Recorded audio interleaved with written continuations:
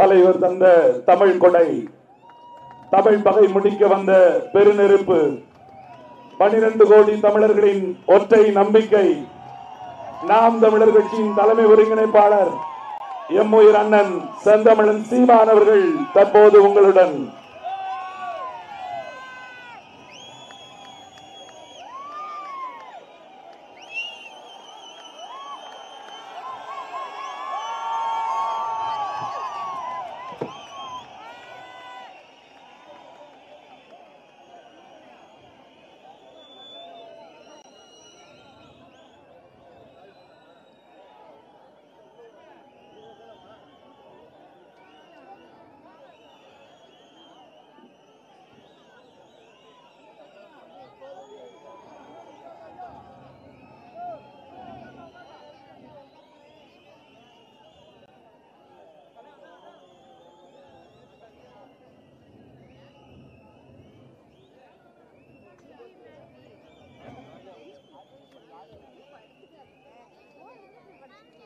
எம்முயிர் தமிழ் காக்கவும்,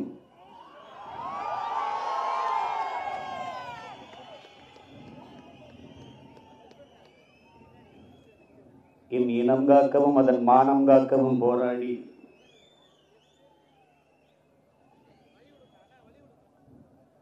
இன்னுயிரை இந்த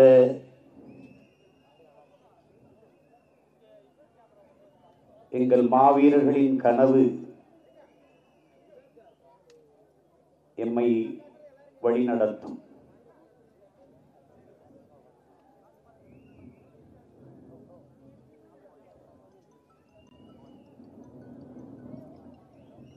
இங்கே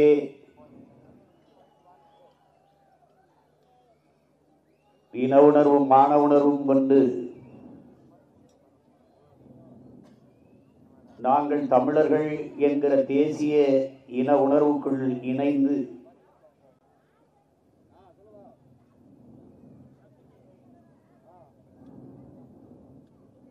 கூடியிருக்கிற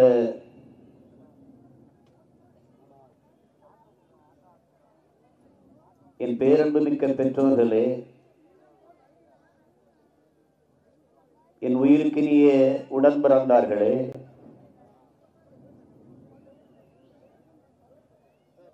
அறிவில் சிறந்த ஆண்டோர்களே, சான்றோர் பெருமக்களே,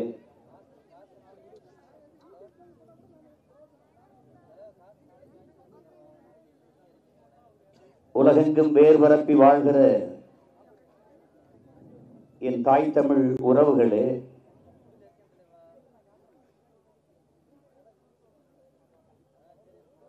உங்கள் அனைவருக்கும் என்னுடைய வணக்கம்.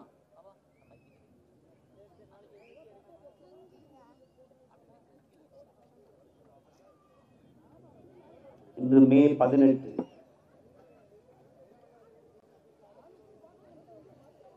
இனப்படுகொலை நாள்.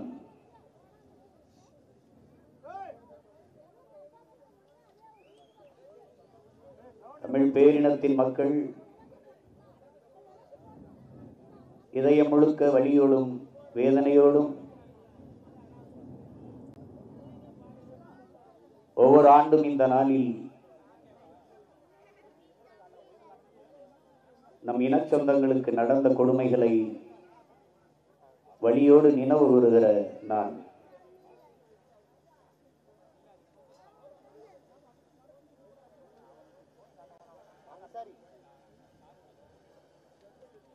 நம்முடைய தலைவர் நமக்கு கற்பித்தது போல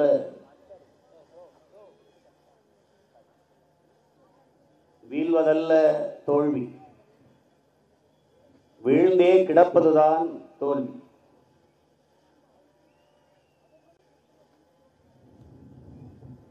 நமது மாவீரர்கள் வீழ்ந்ததெல்லாம் நாம் அழுவதற்கல்ல, எழுவதற்காக என்பதை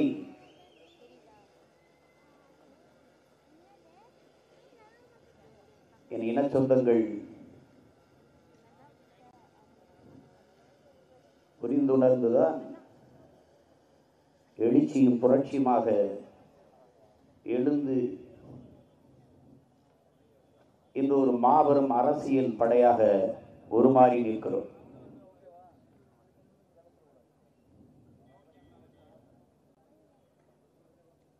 நம்முடைய தலைவர் எங்களுடைய போராட்ட வடிவங்கள் மாறலாம், ஆனால் போராட்ட லட்சியங்கள் ஒருபோதும் மாறப்போவதில்லை என்கிறார். ஆம், நம்முடைய தலைவர் முன்னெடுத்த போராட்ட வடிவம் இன்று மாறி இருக்கிறது. அவருடைய பிள்ளைகள் நாம்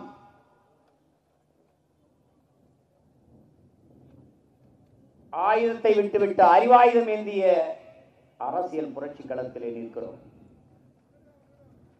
வடிவம் மாறி இருக்கிறதானால் நம்முடைய இலக்கு, லட்சியம், குறிக்கோள் மாறவில்லை.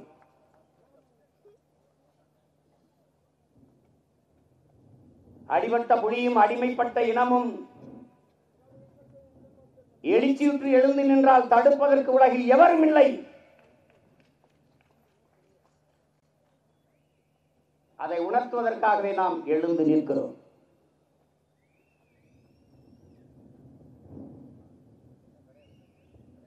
அறமும் வீரமும் மானமும் உயிரென்று வாழ்ந்த இனத்தின் கூட்டம் நாம் என்பதை உலகத்தாருக்கு உணர்த்துவதற்காகவே ஒன்றிணைந்து நிற்கிறோம்.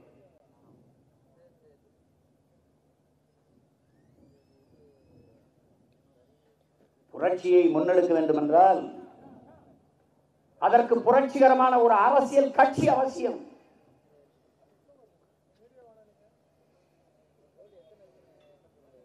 அந்த கட்சியின் கோட்பாடுகள் முதலில் மக்களை நம்ப வேண்டும்,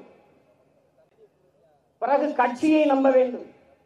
இது இரண்டும் அடிப்படை ஆதார கோட்பாடுகள். இதில் எது ஒன்றையும் நீங்கள் சந்தேகித்தால் ஒருபோதும் இலக்கை அடைய முடியாது.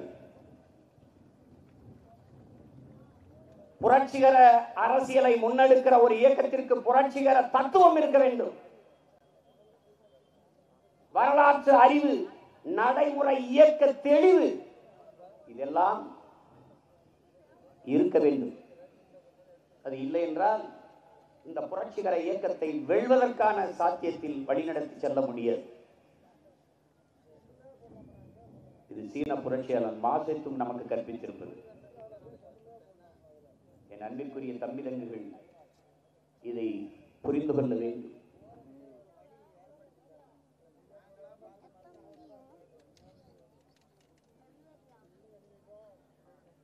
நீண்ட நெடிய வரலாற்று பெருமை கொண்ட தமிழர் என்கிற இனத்தின் மக்கள் நாம். தெற்காசிய முழுமைக்கும் பரவி வாழ்ந்தோம் என்கிறார்கள் ஆய்வறிஞர்கள். இமயவரை பரவி வாழ்ந்த இனக்கூட்டம் நமக்கே இலக்கிய வரலாற்று சான்றுகள் இருக்கிறது. ஆனால் காலடியில் குறுகியது எப்படி? அதற்கு காரணம் என்ன? நம் முன்னோர்கள் செய்த பேரன்பும் பெருந்தன்மையிலும் செய்த பிள்ளையால் தமிழ் பேரினத்தின் பிள்ளைகள் நாம் இன்று அடிமை நிலை மீள முடியாத ஒரு பெருந்துயரில்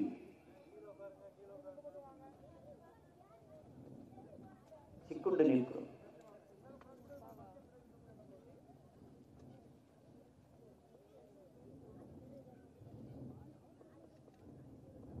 இங்கே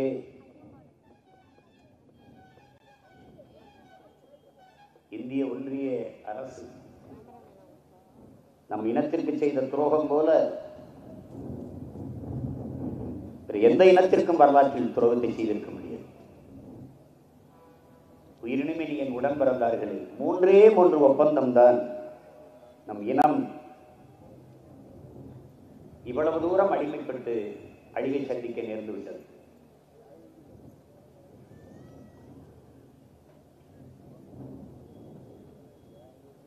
ஆயிரத்தி 1964 என் அன்பு சொந்தங்களே, மலையக மக்கள், நம் தாய் உறவுகள் 9,76,000 பேர், 75,000 பேர்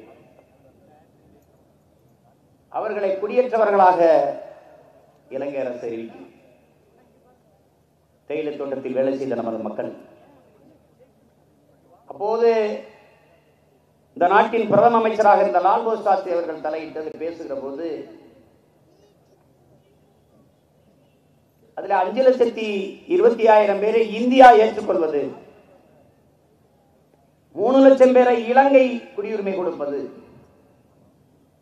என்று முடிவு எடுக்கப்படுகிறது. அதிலே 1,50,000 பேர் விடுபட்டு போகிறார்கள்.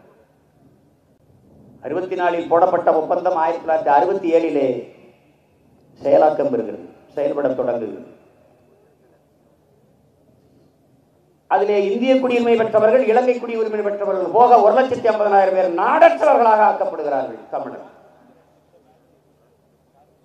அது 5,20,000 பேரை கொண்டாந்து இறக்கி விட்டவர்கள் அவர்கள் எங்கிருக்கிறார்கள் என்றே தெரியவில்லை. எந்த உரிமையும் தரவில்லை. இன்றும் அதே தேயிலை தோட்டத்தில் அடிமைகளாக நமது மக்கள். இது முதல் ஒப்பந்த துரோகம் என் உடன் பிறந்தார்களே. அடுத்தது 74 அதே சிரிமாவோ பண்டாரநாயக்கா இந்திரா காந்தி ஒப்பந்தம், அது சிரிமாவோ லால்பூர் சாஸ்திரி ஒப்பந்தம். கச்சத்தீவு எந்த சட்ட வரையறையும் அரசியல் அமைப்பையும் எதையுமே கடைபிடிக்காது தான் தோன்றித்தனமாக அம்மையார் இந்திரா காந்தி அவர்கள் இலங்கைக்கு தாரவேற்று கொடுத்தார். ஒரே நோக்கம், தெற்காசிய பிராந்தியத்தில் தனது வலிமையை, தனது வல்லாதிக்கத்தை நிலைநாட்ட வேண்டும், தனது நாட்டின் பாதுகாப்புக்காக பரிசாக கொடுத்ததுதான் கச்சத்தீவு. கச்சத்தீவிற்கும் இந்தியாவிற்கும் எந்த சம்பந்தமும் கிடையாது. கச்சத்தீவு தமிழனின் பரம்பரை சொத்து. நம் பாட்டன் சேதுபதி மன்னனுடைய சொந்த நிலம். மன்னர் மானிய ஒழிப்பிலே அந்த நிலத்தை அரசுரிமையாக்கி நம்முடைய தாத்தன் போய் இந்த சொத்து பத்திரத்தை அதிகாரத்தில் இருப்பவர்கள் கேட்கிறார்கள் என்பதற்காக கொண்டு போய் கொடுத்தார் சொத்து பத்திரத்தை. கச்சத்தீவு எடுத்து எந்த ஒரு சட்ட மரபையும் கடைபிடிக்காமல், பாராளுமன்றத்தில் தர்க்கமோ விவாதமோ நடத்தி வாதிடாமல் சொந்த விருப்பத்துக்கு எடுத்து கொடுத்து விட்டார். அதில் முடிந்தது தமிழனுடைய வாழ்வுரிமை, தமிழக மீனவ மக்களினுடைய வாழ்வுரிமை முடிந்தது. கடைசியாக அவர்கள் நமக்கு பெற்றுக் கொடுத்த உரிமை என்ன? உடன் பிறந்தார்களே, மீன் பிடிக்கிற மீனவர்கள் வலையை உலர்த்திக் கொள்ளலாம், கச்சத்தீவில் காய வைத்துக் கொள்ளலாம், வலையை காய போடலாம், அங்கே இருக்கிற அந்தோனியார் கோயிலில் வழிபட்டுக் கொள்ளலாம். அவ்வளவுதான் இவர்கள் பெற்றுக் கொடுத்த உரிமை. மீனே பிடிக்க முடியவில்லை என்பது வலையை போய் விளக்குவது எங்கே? வெறும் வலையை பண்ணி காயப்பட்டு திருப்பி எடுத்து வந்துடுறதா? இப்ப எங்க அந்தோனியார் கோயில் இருக்கு? அங்க புத்தர் கோயிலை கட்டி கொண்டிருக்கிறான். ஒவ்வொரு ஆண்டும் அந்தோனியார் கோயில் திருவிழா அப்ப கச்சத்தீவில வந்து சீன எழுத்திலே எழுதிய கூடாரத்தை போட்டுக்கொண்டு உட்கார்ந்து கொண்டிருக்கிறான், ஆக்கிரமித்து நிற்கிறான். கச்சத்தீவு எனக்கு என்று கடல் தூரத்தை இழந்தால் எனக்கு கடல் எல்லை அதிகம், கச்சத்தீவு அவனுக்கு என்றால் அவனுக்கு தூரம் அதிகம், எனக்கு குறைவு. என்னுடைய வாழ்வாதாரம் போய்விட்டது. 2வது ஒப்பந்தத்தில் பாதி முடிந்துவிட்டது. 3வது ஒப்பந்தத்திலும் தமிழனுடைய வரலாற்றிலே மிகப்பெரிய துயரம், கருப்பு தினம், மிகப்பெரிய மாறுதலை தந்தது. அதுதான்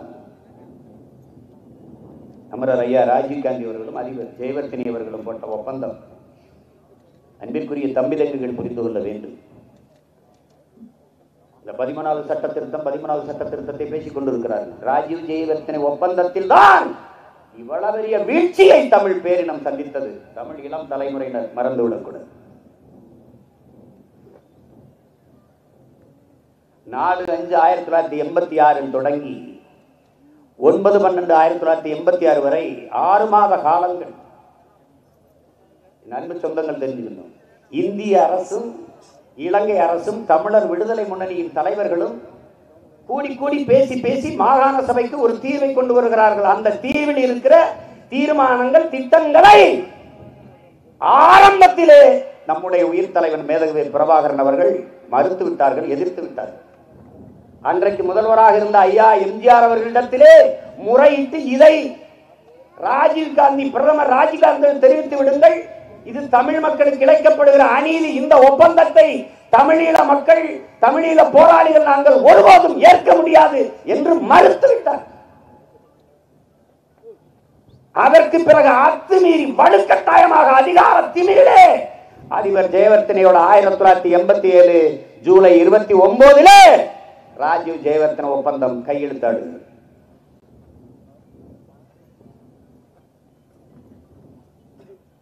அறிவார்ந்த என் தமிழ் சொந்தங்கள், என் தம்பி தங்குகள் சிந்திக்கணும். 13வது சட்ட திருத்தம் என்று இப்போது பேசுகிறார்கள். 35 ஆண்டுகள் கழித்து தொடங்கிய புள்ளியிலேயே என் அன்பு பங்காளி வடிவேல் சொல்வதில்லை, மறுபடியும் முதல்ல இருந்தா என்று.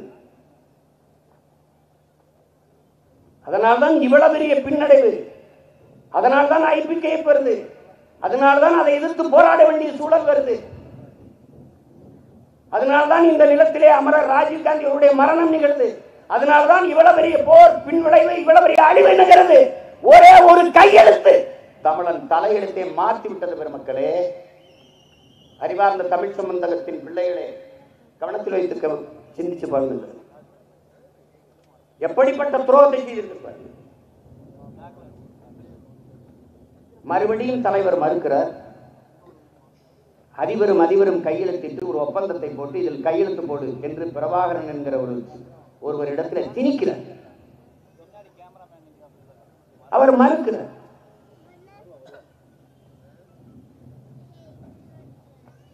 அந்த ஒப்பந்தம் இந்திய நலன், இந்திய பாதுகாப்பை கருதியே போடப்படுகிறது. தமிழ் தேசினத்தின் உரிமை, அதன் விடுதலை, தமிழ் தேசினத்தின் பாதுகாப்பு, அதை பற்றி கவலையே படல, அதை பற்றி சிந்திக்கவே இல்லை. தன்னுடைய நலனுக்காக, தன்னுடைய பாதுகாப்பிற்காக தமிழ் பேரின மக்களை, தமிழ் தேசிய மக்களை, குறிப்பாக தமிழீழ மக்களை பழியிட இந்திய நாடு தயாராயிடுச்சு.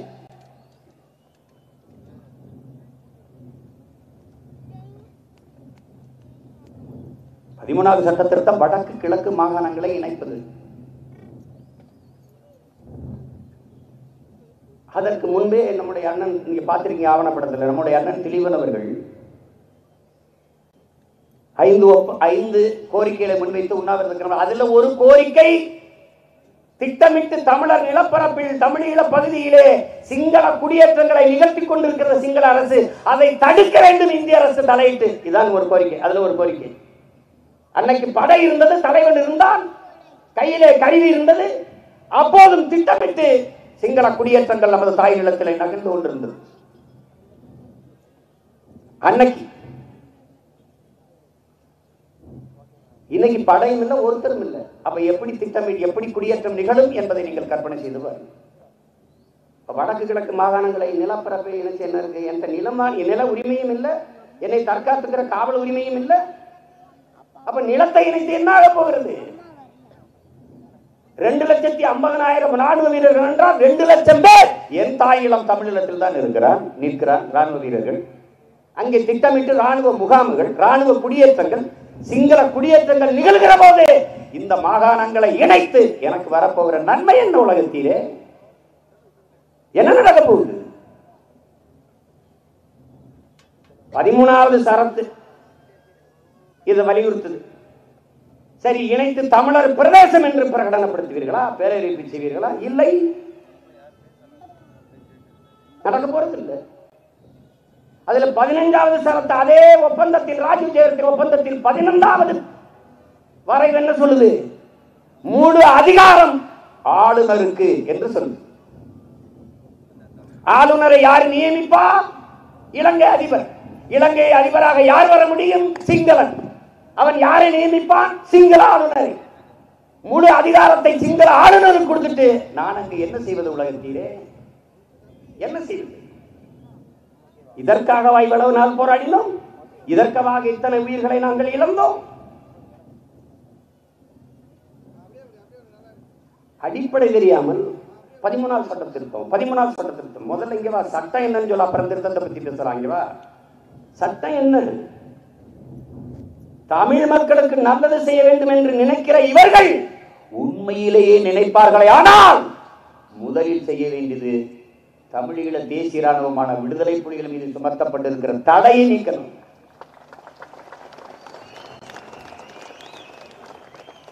நீ பேனர் ரிலீஸ் பண்ணு, தடையை நீக்கு, மீதியை நாங்க பார்த்துக்கிறோம், வேலையை பார்த்துட்டு போறோம். தடையை நீக்கி முதல்ல.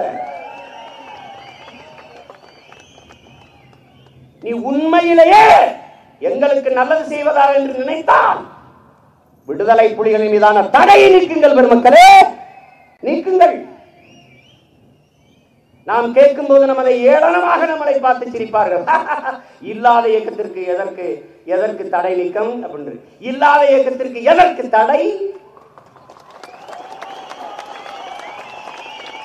எப்படி? தரிசு நிலத்துக்கு எதற்காக வேலி? எதற்காக வேலி? எப்படி? நாங்கள் இந்த தடையை நீ நீட்டிப்பது எங்களை பார்த்து இன்னும் அஞ்சுகிறாய், அச்சப்படுகிறாய் என்றுதான் அர்த்தம். ஆனால் உண்மையிலேயே ஏன் இதற்காக தடை நீக்க சொல்றோம்? ஒரு தொன்மை இனம், நாட்டின் பிரதம அமைச்சர் கூட சொல்கிறார், உலக மொழிகளின் தொன்மையை தமிழில் இருந்து அறியலாம், அது இந்தியாவில் இருப்பது எங்களுக்கு பெருமை என்று சொல்கிறார். இந்திய மொழிகளின் தொன்மையை தமிழிலிருந்து அறியலாம் என்று சொல்கிறார்.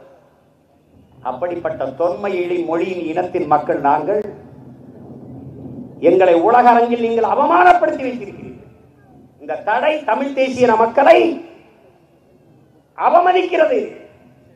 என் தங்கை கர்ப்பிணி பெண்ணாக இருந்தாலும் சரி, என் அக்கா கை குழந்தையோடு வந்தாலும் சரி, எங்களை பயங்கரவாதிகளாக தீவிரவாதிகளாக பார்க்கிற போக்கு இந்த நாட்டிலும் சரி, உலகில் எந்த நாட்டிலும் இருக்கிறது.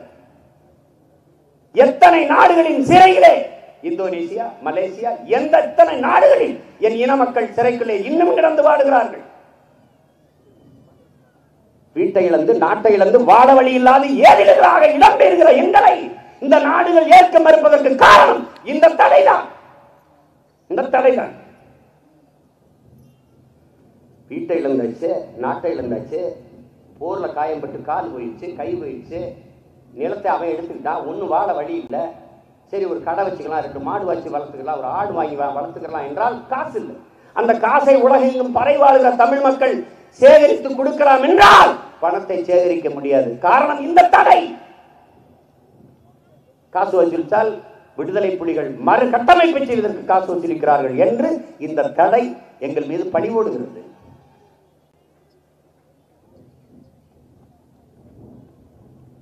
என்னுடைய கடவுச்சீட்டு முடக்கத்திற்கு காரணம் இந்த தடைதான். எந்த நாட்டிற்கும் நான் நுழைய முடியாததற்கு காரணம் இந்த தடைதான். இந்த தடைதான். அவரால் படை வச்சிருந்தார், துப்பாக்கி வச்சிருந்தார், அவரை பார்த்து பயந்து சரி, என்னை பார்த்து ஏன் பயப்படுற, நீ என்ன ஏன் உள்ள விட மாட்ட?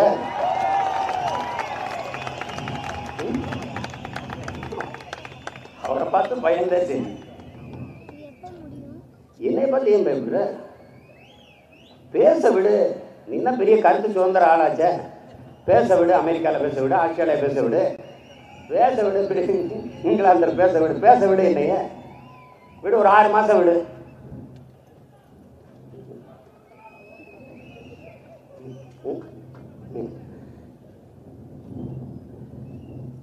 அந்த தடையை நீக்காமல் நீங்கள் பேசி பயன் இருக்குது? உண்மையிலேயே தமிழ் மக்களுக்கு நீங்க நல்லது செய்யணுமா? ஈழத்தமிழ் மக்களுக்கு நீங்க ஒண்ணு செய்யணும், அது நாங்க பாத்துக்கிறோம். கச்சத்தீவை திருப்பி எடுங்க. இங்கே வாழ்கிற என் தமிழ் மக்களுக்கான உரிமை, வாழ்வாதாரத்தை மீட்பதற்கு கச்சத்தீவை திருப்பி எடுங்க. அதுக்கு துணிவு இருக்க? துணிவு இருக்க? இன்னும் 2-3 வருஷம் கழிச்சு இதையே பேசு, கொடுத்தது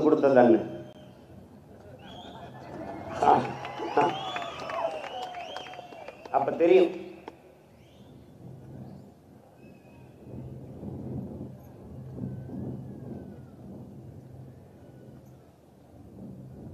எமது மக்களுக்கு நல்லது செய்யணும்னா எவ்வளவோ இருக்குது. நீங்க அதை விட்டுட்டு அங்க போய் உட்கார்ந்துக்கிட்டு எங்களுடைய வழிபாட்டு தலங்களை, சிவன் கோயிலை, முருகன் கோயிலை இடித்து தரமட்டமாக்கிட்டு புத்தர் கோயிலை கட்டிக்கிட்டு வாய முடிட்டு பேசாம இருக்கிறீங்க. கேட்க முடியல. உங்கள் கோட்பாடு என்ன? சிங்களன் இந்து, அவன் பௌத்த மதத்தை ஏற்றுக்கொண்டு போய்விட்டான். ஆனால் இவர் பௌத்தர்களும் இந்துக்கள் தான், புத்திசாலி இந்து இவர்கள் கோட்பாடு. இலங்கையில் வாழுகிற பௌத்தர்கள் இந்துக்கள் என்றால் அப்ப சீனாவிலையும் ஜப்பானிலும் வாழுகிற பௌத்தர்கள் இந்துக்களா? அது பதில் வச்சிருக்க? பைத்தியக்காரப்பையில் என்ற நாட்டை கொடுத்து நம்ம படுற பாடு இருக்க.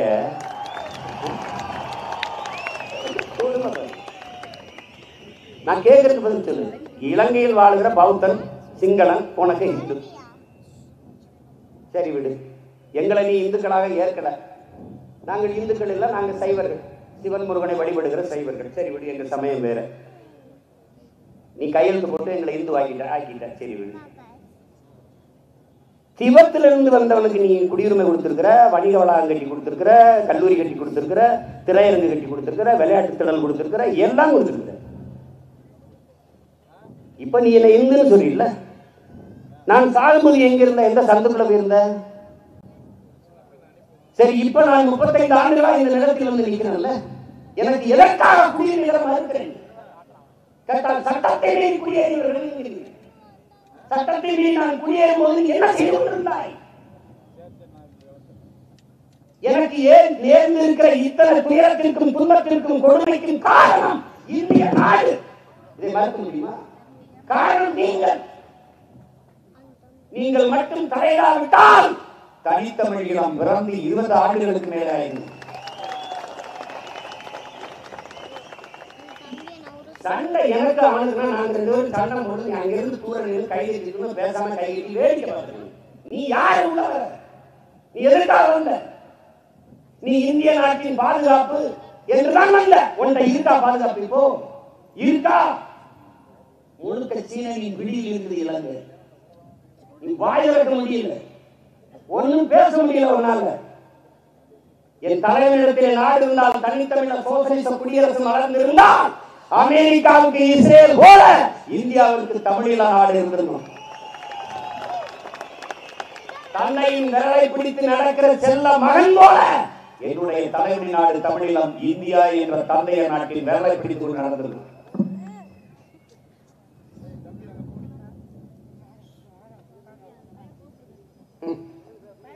ஒரு தொலைநோக்கு இல்லை, ஒரு தூர பார்வை இல்லை. உங்களை நம்பி பயன் இல்லை. நான் உங்களை கச்சேரி வீட்டுல நீங்க வீட்டு கொடுத்தீங்கன்னா நான் நம்பி இல்லை. நீ வந்தவங்க எனக்கு தான் செஞ்சணும், எனக்கு தான் செஞ்சேன். ஏதோ பேசிருப்பாங்க, ஒரு சின்ன பையன் ஆர்வத்தில் பேசுவாங்க, அப்படிதான் தொடர்ந்து நீ நினைச்ச. இவெல்லாம் ஒரு ஆளா என்ன? இப்ப நான் மட்டும்தான் உனக்கு ஆளா தெரியும்.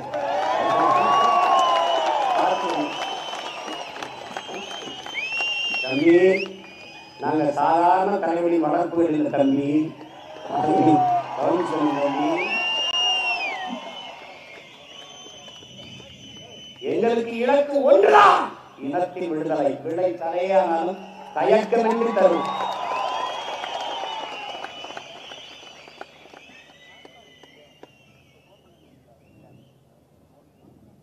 மலர் மாலைக்கு கழுத்தை நீட்டுவதை போல மரண கயிற்றுக்கு எவன் துணிந்து கழுத்தை நீட்டுகிறானோ அவனே உண்மையான வீரன் என்று எங்கள் தாத்தா பசும்பொன் முத்துராமலிங்க தேவர் எங்களுக்கு கற்பித்ததை போல துணிந்து நீட்டியவன் என் பாட்டன் மருதேவர்கள், என் பாட்டன் தீரன் சின்னமலை நீட்டினான்.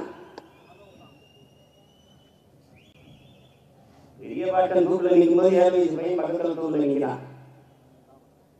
7 வயசு பையன் அவன் இந்த மண்ணின் விடுதலைக்காக தூக்கிடுவான். பெரியவர் கேட்கிறாரு, நானும் உன்னை எதிர்த்து சண்டை போட்டேன், போர் செஞ்சேன், என்னை தூக்கில விட. இந்த 7 வயசு பையன் என்னடா செஞ்சான்னு கேட்கிறார். கருணை இல்லாமல் தூக்கி போட்டார்கள் இவர்கள்.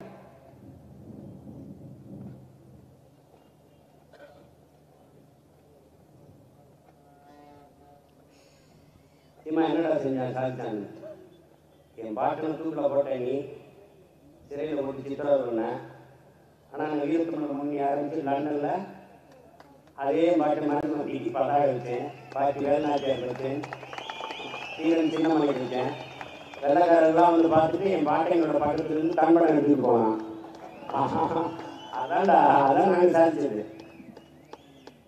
எவரை நீ வந்து தூக்கில் போட்டி அவருக்கு பக்கத்துல இருந்து படம் எடுத்துட்டு போறதுனால இன்னைக்கு அழைக்கிட்டு ஒண்ணு.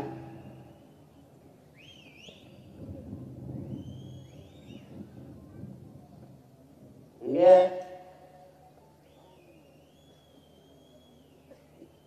இந்திய நாடு நமக்கு செய்த 3 பெரிய துரோக ஒப்பந்தங்கள் இது என்பதை தம்பிகள் கவலைப்படுச்சு. மிகப்பெரிய சரிவை நம் இனத்திற்கு தந்துச்சு, பெரிய பின்னடைவை தந்துச்சு, மீள இட முடியாத ஒரு பெரும் நெருக்கடியை நமக்கு தந்துச்சு. இப்ப வரைக்கும் அந்த சுமையை நம்ம மேல வச்சு அதான் விடுதலை புலிகளின் கதை. இன்னைக்கு வரைக்கும் தலைவர் படத்தை காட்டினா ஒரு வலைவெளி வந்துச்சுன்னா உடனே புகார் அடிச்சு அதை நிறுத்திடலாம். இப்ப எதுக்கு இந்த பக்கம் தள்ளி வச்சிருக்கேன்? இவங்க எடுக்க மாட்டாங்க, எடுத்த படம் அவர் காட்டி வச்சிருக்க பையன் இருக்கு. அதனால அதனால அதனால அதனால அது வீரத்தை விட விவேகமும் முக்கியமா இருக்கு. கண்டிப்பா நாங்க ஓரமா நின்றுறாங்க இதை காட்டுப்பா, அதுக்குதான் இதை போடுறது.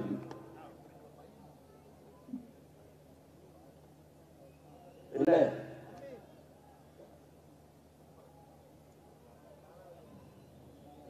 நன்மைக்குரிய தமிழர்கள், நன்மை உடன்பிறந்தார்கள், நாம் யார் என்பதை உணர்ந்து தெரியணும். முதல்ல நாம் யார் என்பதை உணர்ந்து தெரியணும். நம்மை எப்படியெல்லாம் போர் போட்டு சிதைத்தார்கள் என்பதை வரலாற்றின் வழி நின்று வாசித்து அறியணும். அது ரொம்ப முக்கியமானது. ஏனென்றால் வரலாற்றில் தெளிவு வராத எந்த இனமும் எழுச்சி பெற முடியாது என்கிறார்கள். வரலாற்றை மறந்துவிட்ட ஒரு இனம் சுடுகாட்டில் இறந்து கிடக்கும் பிணம் என்கிறார் கோசிலி. வரலாற்றை படிக்க முடியாதவன் வரலாற்றை படைக்க முடியாது என்கிறார். ஆனால் அம்பேத்கர் வரலாற்றை படிக்காதவன் வரலாற்றை படைக்க முடியாது. அவரே சொல்கிறார், வரலாற்றில் நிராகரிக்கப்பட்ட புறக்கணிக்கப்பட்ட ஒரு இனத்தின் மக்கள் ஒரு நாள் தாங்களே கிளர்ந்து எழுந்து தமக்கான வரலாற்றை எழுதுவார்கள், படைப்பார்கள் என்று. அப்படி நிராகரிக்கப்பட்ட இனத்தின் மக்கள் என் இனத்தின் வரலாற்றை படைப்பதற்காகவே நாங்கள் எழுந்திருக்கிறோம். மீண்டும் எழுதுவோம். நாங்கள் தமிழர்கள் என்ற உணர்வோடு ஒன்றாய் எழுதுவோம்.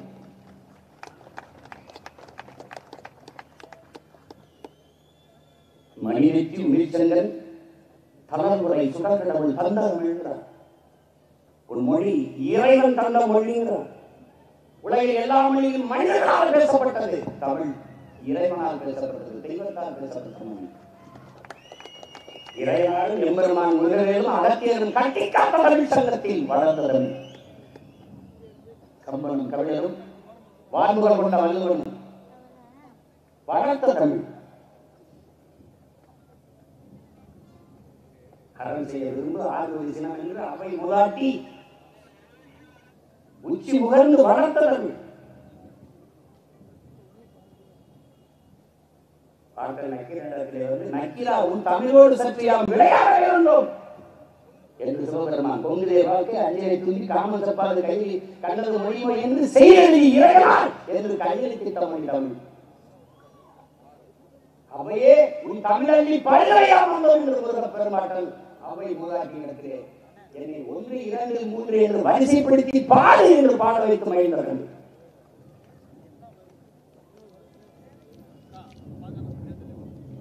செந்தமிழ் நாடெனும் போதினிலே இப்ப தேர்ந்து வாய்ந்து காதிலே என்று பெரும்பாவளம் பாரதி வாடி வளர்த்தனர். தமிழுக்கும் அமுதென்று அந்த தமிழ் இன்பத்தமிழ் என்ற உயிர்க்கிறேன் என்று வாடிய புரட்சி பாவலம் உச்சி முகர்ந்து வளர்த்த தமிழ்.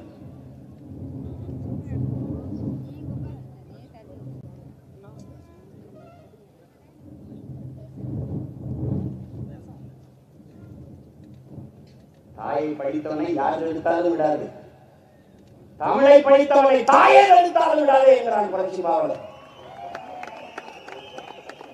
அந்த தமிழ் உன் உயிருக்கு நிகரான தமிழ் ஏட்டில் இல்லை, நாட்டில் இல்லை, தெருவில் இல்லை, நாட்டில் இல்லை, எதிலும்.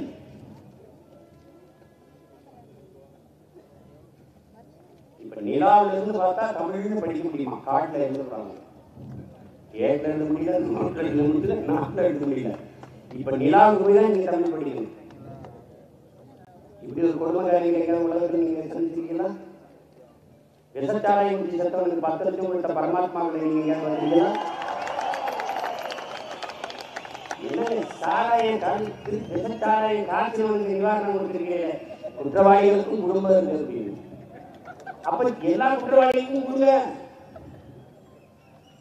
அவர்களுக்கு என்ன தெரியுமா, ஒரு நாள் எவனாலும் ஒன்றை வந்து நம்ம உலகத்துக்கு போடுவான், அப்ப நம்ம குடும்பத்துக்கு நிவாரணம் வரணும்ட்டு இதை கொடுத்து பழகிக்கிறாங்க. அது ஒரு தம்பி போட்டுக்கான். போன வாரம் ஒருத்தன் கற்பழிச்சு ஒரு பொண்ணை கொண்டுட்டான். அவன் ஜெயிலுக்கு போயிட்டான். அவன் குடும்பம் கஷ்டப்பட்டு அவனுக்கு சம்பளத்தை கொடுத்து 10 லட்சம் கொடுத்துருங்க. எப்படிப்பட்ட ஆட்சி? நாங்கள் திராவிட மாடல்.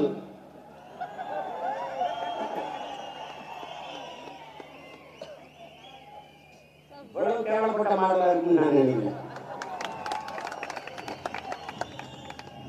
400க்கு மேற்பட்ட விவசாயி செத்தான், 40 ரூபா காசு கொடுக்கல. மீன் பிடிக்க போய் செத்தான் நம்ம மீனவர் சொன்னது, அவனுக்கு 5 லட்சம் 10 லட்சம் காசு கொடுக்கல. ராணுவத்தில் போய் நாட்டின் பாதுகாப்பு கலவரத்தில் சிக்கிற 2 வீரன் செத்துக்கிட்டான். அவனுக்கு வீட்டில் போய் ஏன்னு பார்க்கல, ஒரு 5 லட்சம் 10 லட்சம் காசு கொடுக்கல. விசச்சாரை முடிச்சு கொழுப்படுத்தி செத்தவனுக்கு எல்லாம் வரிசையில் பார்த்து 10 லட்சம் காசு கொடுத்துட்டு குடிச்சு செத்தவனுக்கு குடிக்காதவங்க கட்டின வரியில் எது காசு கொடுக்குறீங்க? என் காசு எடுத்து கொடுத்து நீ யாரு? நீ யாரு? என்ன சேட்டை? என்ன சேட்டை இது? அப்படின்னா உங்க அப்பாவுக்கு சமாளி கட்டுற வச்ச காசுல 2 கோடியை குறைச்சிட்டு கொடுங்க. அதாவது காசு கொடுங்க. அது எங்க காசு தான், உங்க காசா கட்டிய. அப்பா கணக்கு சொல்லணும் தம்பி, ஒரு நாள் கணக்கு சொல்லணும். வேணாச்சலைக்கு கணக்கு சொல்லணும், சமாதிக்கு கணக்கு சொல்லணும், எல்லாத்துக்கும் கணக்கு சொல்லணும். யாரு காசு? யாரு காசு?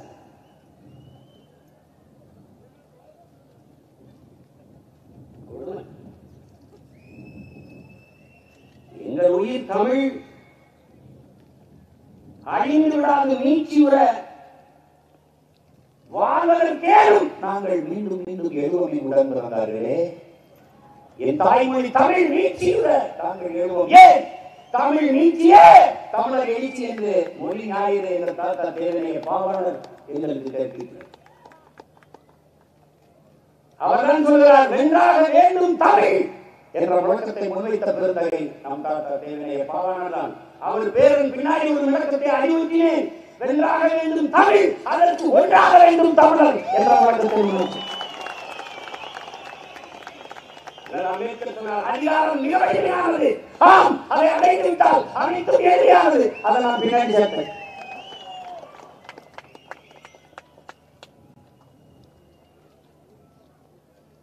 அது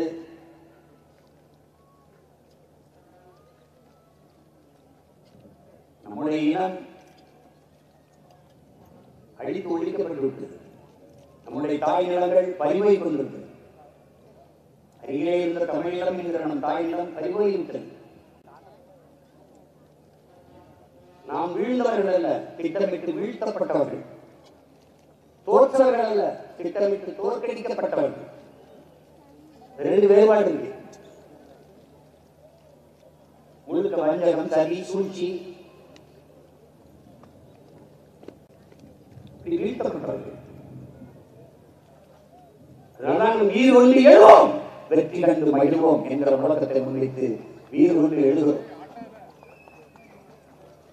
மாற்றி நூதற்கு பேசுறாங்க. Yes, we shall come over. நாங்கள் மீண்டும் எழுவோம், மீண்டும் எழுவோம். அழிவின் விளிம்பில் இருக்கிற அன்னை தமிழ் சமூகத்தின் பாதுகாப்பான வாழ்வுக்காக தமிழ் தேசிய பிள்ளைகள் மீண்டும் மீண்டும் எழுவோம். நாங்கள் தமிழர்கள் என்ற உணவோடு எழுவோம். சாதிமத உணர்ச்சியை பின்னுக்கு தள்ளி நாங்கள் தமிழர்கள் என்ற தமிழ் தேசிய இன உணர்வை முன்னுக்கு தள்ளி நாங்கள் முன்னேறி வருவோம்.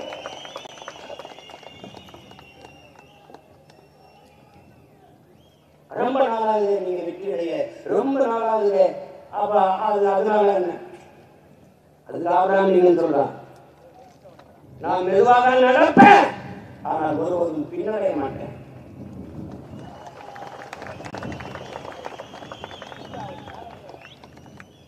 அவனுக்கு என்ன கற்பிக்கிறான்? அப்புறம் நீங்க இந்த நாட்டில் மோசமான ஆட்சி கடை, ஊழல், லஞ்சம், கேவலமான ஆட்சி கடை.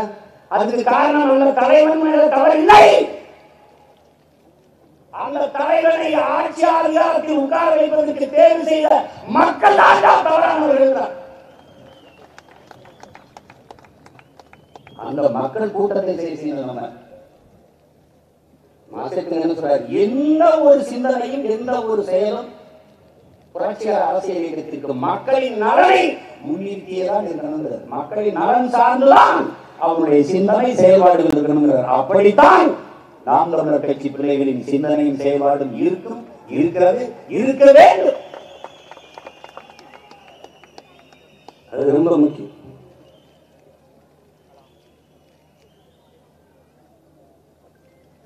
நமக்கு இருக்கிற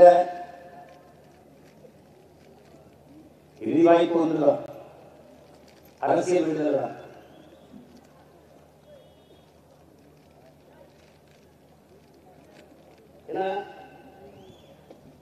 ஆயுதம் ஏந்திய போராட்டம் முற்று பெறுகிற போது அரிவாயுதம் ஏந்திய அரசியல் புரட்சி ஒன்றுதான் நமக்கு இருக்கிற இறுதி வாய்ப்பாக இருக்கு. அதுக்கு இருக்கிற களச்சூழல், அகச்சூழல், புறச்சூழல் எல்லாமே தமிழர் தாயிடமான தமிழ்நாட்டில் தான் இருக்கு. உலகெங்கும் தமிழர்கள் பரவி பல நாடுகளில் வாழ்ந்தாலும் இழந்திருந்தார்களே, அது நம்முடைய தாய்நிலம் இல்லை. ஒரே இடத்தில் கூடி வாழ்கிற நிலப்பரப்பு நமக்கு இல்லை. இப்ப இத்தனை பேர் நம்ம கூட முடியல, அப்படி உலக நாடுகளை கூட முடியாது. ஏன்னா ஒரு 10 வீடு இருக்கும், 500 கிலோமீட்டர் அங்கே இருக்கும், ஒரு 5 குடும்பங்கள் இருக்கும், அது ஒரு 200-300 கிலோமீட்டர் தான் இருப்பாங்க. அப்படி வெவ்வேறு நாடுகளில் வெவ்வேறு தலங்களில் பணி நிமித்தமாக பரவி வாழ்வார்கள். ஒரே இடத்தில் கூடுவதற்கு வாய்ப்பு. ஒரு போராட்டத்தையோ ஒரு கூட்டத்தையோ முன்னின்று நடத்துவதற்கு, ஒரே இடத்தில் கூடுவதற்கு வாய்ப்பு. அந்த அரசியல் அதிகாரத்தை பெறுவதற்கு வாய்ப்பு. அறிவுமையாக அங்கொன்று இன்னொன்றுமாக ஒரு பாராளுமன்ற உறுப்பினராக அல்லது கவுன்சிலராக அந்த மாதிரி ஏதாவது வர முடியுமே ஒழிய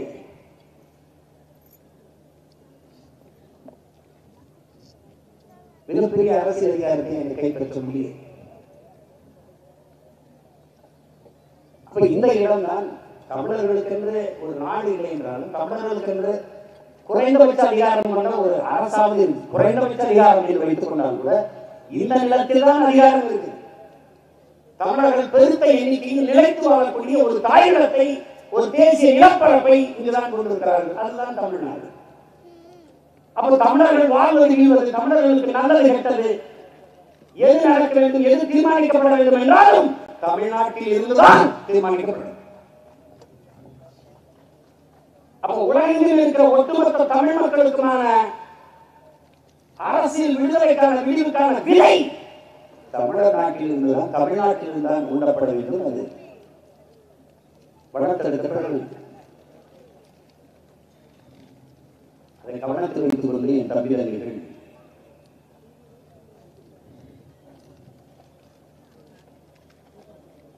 இந்த அரசியல் பயணத்தை தொடரும். உலகெங்கு பரவி வாழ்கிற மக்கள், குறிப்பாக தமிழகத்தில் இருந்து வெளிநாட்டுக்கு சென்றிருக்கிற நமது பிள்ளைகளுக்கு நம்மை விட உணர்வு அதிகம். காரணம், அந்த நாட்டு அரசியலோடு, அந்த நாட்டு அரசு நிர்வாகத்தோடு ஒப்பிட்டு பார்க்கிறார்கள். இந்த நாட்டின் நிர்வாகத்தை அதோடு நாம் பேசுகிற அரசியலையும் பொருத்தி பார்க்கிறார்கள். அப்ப அந்த நாட்டில் இருக்கிற நிர்வாகத்தை ஏன் நம் நாட்டில் கொண்டு வர முடியாது? முடியும். அதற்கு இந்த மண்ணை, இந்த மக்களை, இந்த செடியை, இந்த கொடியை, இந்த பூச்சியை, இந்த வண்டை, இந்த மலையை, இந்த அருவியை, இந்த ஆறை, இந்த ஏரியை, இந்த குளத்தை, எல்லாவற்றையும் தங்கள் உயிருக்கு மேலாக காதலிக்கிற, நேசிக்கிற ஒரு மகன் இந்த அதிகாரத்திற்கு வரும்போதுதான் அது சாத்தியம்.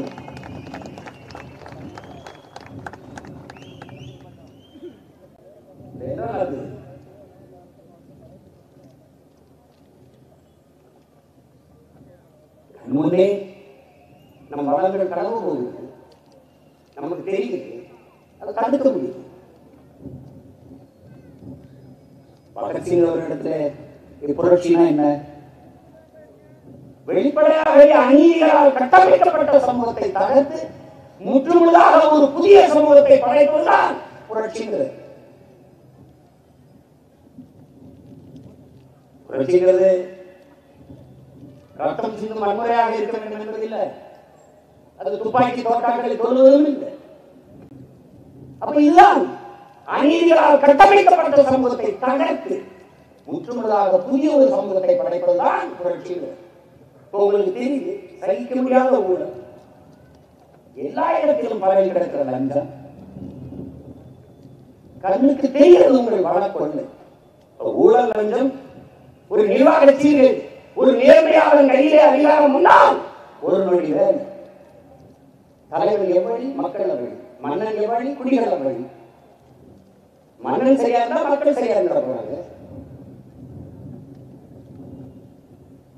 நான் எவ்வளவு வசூல் இருக்கிறேன், அவன் வசூலிக்க போறாங்க. அதானே? அப்ப நீங்க ஒரு நேர்மையாளர் அதிகாரத்துக்கு வந்துவிட்டால் ஊடகத்தை ஒழித்து விடலாம், மருத்துவம் கல்வியின் தரத்தை உயர்த்தி விடலாம், மழை நீரை சேமித்து தூய குடிநீரை மக்களுக்கு இலவசமாக வழங்கிவிடலாம், நகரத்தை சரியான பாதை கொடுத்து விடலாம், தடையற்ற மின்சாரத்தை மக்களுக்கு வழங்கிவிடலாம். மனித ஆற்றலுக்கு உட்பட்டது. ஆனால் மனதை எப்படி உருவாக்குகிறது? உங்களால் உருவாக்க முடியாத ஒன்றை உங்களுக்கு அளிக்கிற உரிமை யார் தந்தது? மலையை யார் உருவாக்குவது? மலையின் அரும்பெரும் கொடையாக இருக்கிற அருவி, அது நிறைந்த ஆறு, அதில் வழிந்த மணல்கள், அந்த மணல் துகள்கள், அதை யார் உருவாக்குவது? யார் உருவாக்குவது? உருவாக்க முடியாத ஒரு வளம் இருக்கிறது, தீர்ந்து போகிற வளம் இருக்கிறது, தீராத வளம் இருக்கிறது. இதே மின் உற்பத்திக்கு தீராத வளம் இருக்கிறது. காற்றாலை, சூரிய ஒளி, கடல் அலை, அது மனம் தயாரிக்கலாம். அதுக்கு அணுவை தான் வேணுங்கிறது இல்லை, அதுக்கு நிலக்கரியில தான் தோன்றணுங்கிறது இல்லை. நீத்தேன் அயல்வாழ்வு எடுக்க முடியும், பயோகேஸ் தயாரிக்க முடியும், மக்கிய மரக்கழிவிலிருந்து, ஆடு மாட்டு கழிவுகளிலிருந்து தயாரித்து கொள்ள முடியும். பிறகு பூமி தாய் ஈரப்படையை இருக்கிற நோங்க எடுக்கிற அது பதில். அப்ப எந்த அதிகாரத்தாலும் மீட்க முடியாது, காக்க முடியாத ஒன்று இருக்கிறால் அது வளக்கொள்ளைதான். திருப்பி உருவாக்கவே முடியாது. அமெரிக்க பைடன் எழுதி போட்டா மலை உருவாகி வந்து மக்கள் வந்துருமா? சொல்லுங்க. நீங்க அதிகமாக ஜெபித்தால் மலை மறுபடியும் உருவாயிருமா? 5 வேலை தொழுதால் வந்துருமா? கோயிலில் இப்படி மந்திரம் சொன்னால் வந்துருமா? இயற்கையின் அரும்பெரும் கொடை.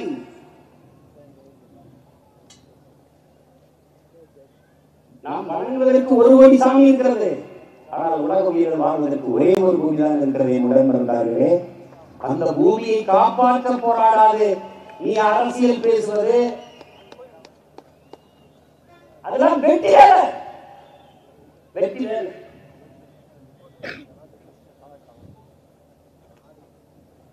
ஒரு மரத்து நிழல்ல வாகனத்தை நிறுத்திட்டு வா, நிழல பார்த்து போடு வண்டியை. வெயில நிறுத்தினாங்க, நிழல்ல நிறுத்து. வெயில் நேரமே நிழலில் தெரியும், நிழலில் நேரமே வெயிலில் தெரியும். நீ வெயில வந்து நின்று உடனே நிழல் கூட அப்பாட இருக்கு, நிழல் தேவைப்படுது. கார மரத்து நிழல்ல நிறுத்தணும்னு நினைக்கிறேன். அதுக்கு முதல்ல ஒரு மரத்தை நட்டு வளர்க்கணும், அதான் முதன்மையான வேலை. சூழியல் தாய் பங்காளி மாதாய் சொல்றா, நீ பூமியில பிறந்துட்ட, ஒரு மரக்கண்டை கூட நட்டு வளர்த்து வளர்க்கவில்லை என்றால் நீ இந்த பூமியில் பிறந்ததே வீண். நீ அர்த்தமே இந்த பூமியில் பிறந்து நீ வீண்.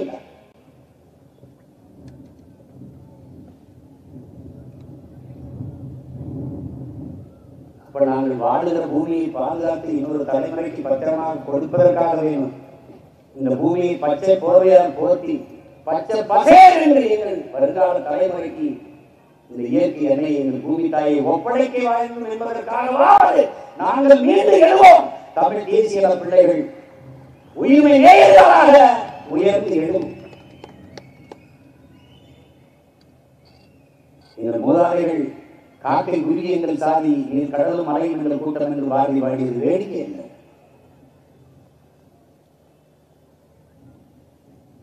வேடிக்கை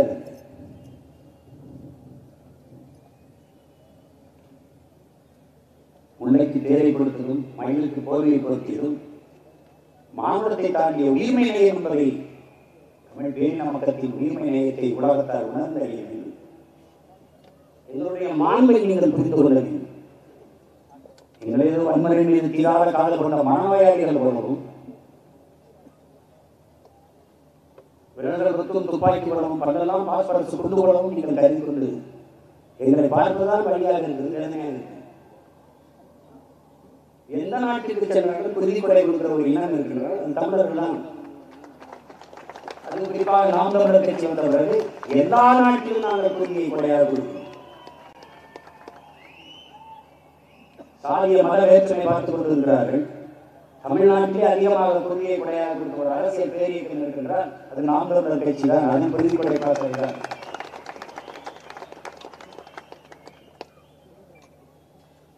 மரக்கன்றுகளை நடுவோம் என்று அறிவிப்பார்கள், நாங்கள் செய்வோம். காரணம் சொல்லுக்கு முன் செயல் என்று கற்பித்த தலைவரின் பிள்ளைகள் நாங்கள்.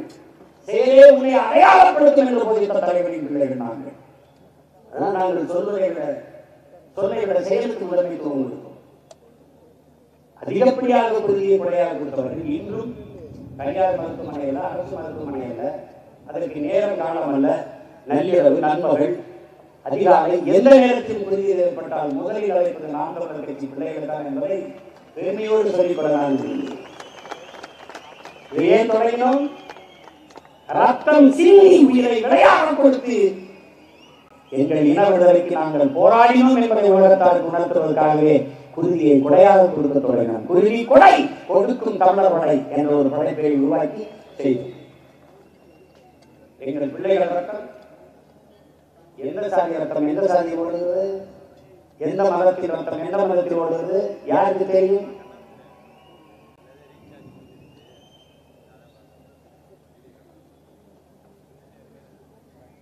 கிடையாது.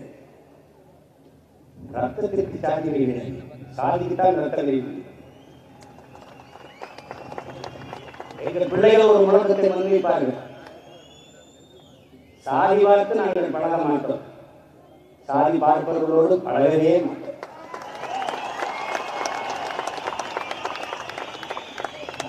அது எங்கள் கோட்பாடு, அது எங்கள் கோட்பாடு.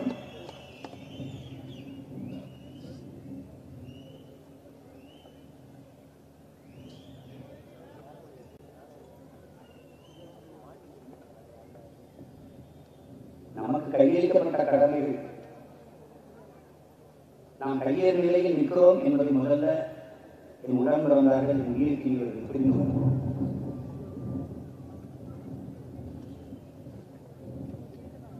சிதைந்து அழிந்து கொண்டிருக்கிற தமிழ் தேசிய மக்கள் பாதுகாப்பாக வாழ்வதற்கு போராடித்தான் ஆக வேண்டும் என்ற நிலைக்கு தள்ளப்பட்டு விட்டார்கள்.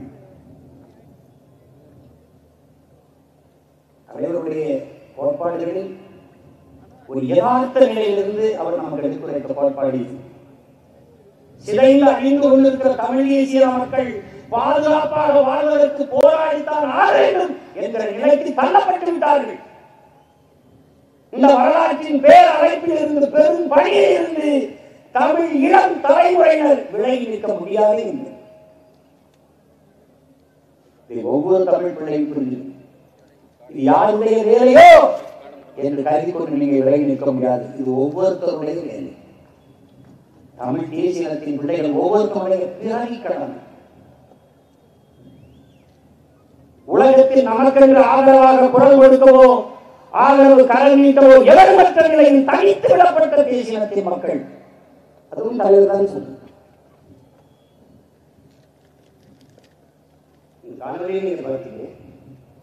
கல்வி இசைப்பிரியா எப்படி கொல்லப்பட்டார், நமது தம்பி பாலச்சந்திரன் எப்படி கொல்லப்பட்டார்,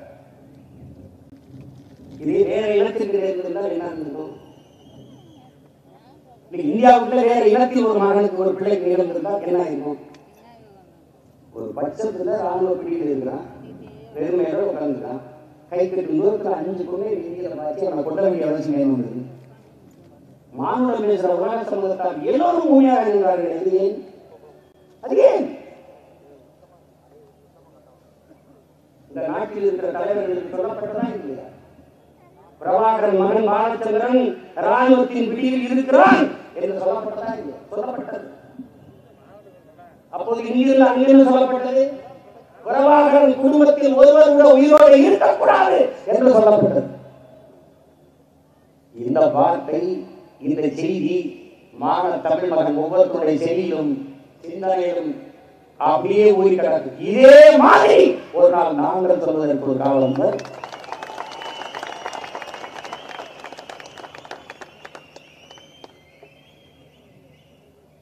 ராணுவத்திற்கு இல்லை, காவல்துறைகளுக்கு பைசா சொல்லணும் இல்லை, யார் எடுத்துக்கிட்டாலும் விடும்.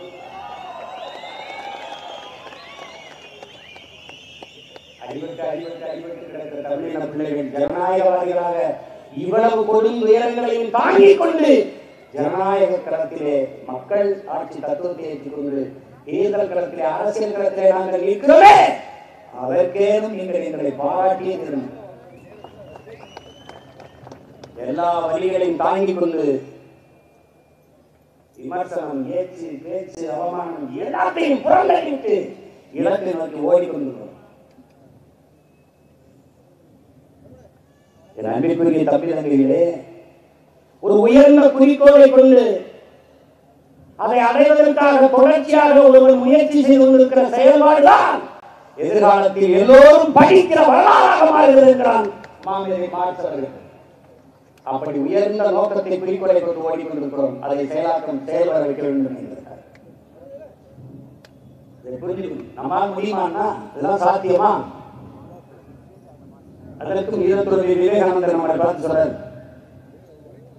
முழுமையான நேர்மை, புனிதம், எதையும் எளிதில் செய்து முடிக்கக்கூடிய பேராற்றல் கொண்ட செயல் வீரர்கள் 50 பேர் ஒன்றிணைந்து நின்றால் போதும் இந்த உலகத்தையே புரட்சிகர அரசியல் மாறுதலுக்கு கொண்டு வர முடியும். உலகத்தையே புரட்சிகர அரசியல் மாறுதலுக்கு, புரட்சிகர மாறுதலுக்கு கொண்டு வந்து விட முடியும். 50 பேர் ஒன்றிணைந்தால் சாதித்து விட முடியும் என்றால் இத்தனை ஆயிரம் பேர் கூடி நிற்கிறீர்களே, உடன் நடந்தார்களே, நம்மால் முடியுமா? முடியாது. அவரே சொல்றார், ஒரு நாள் உண்மையும் நேர்மையும் உறுதியும் கொண்ட துணிவும் கொண்ட இளைஞர்கள் ஒரு நாள் இதை சாதித்து முடிப்பார்கள் என்று சத்தியமாக நாம் சாதித்து முடிப்போம், முடித்து ஆக வேண்டும்.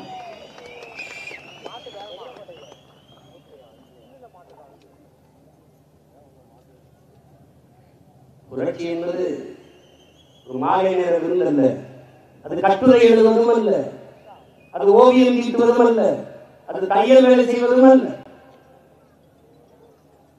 அது மென்மையானதல்ல, பண்பாடானதல்ல, அமைதியானதல்ல.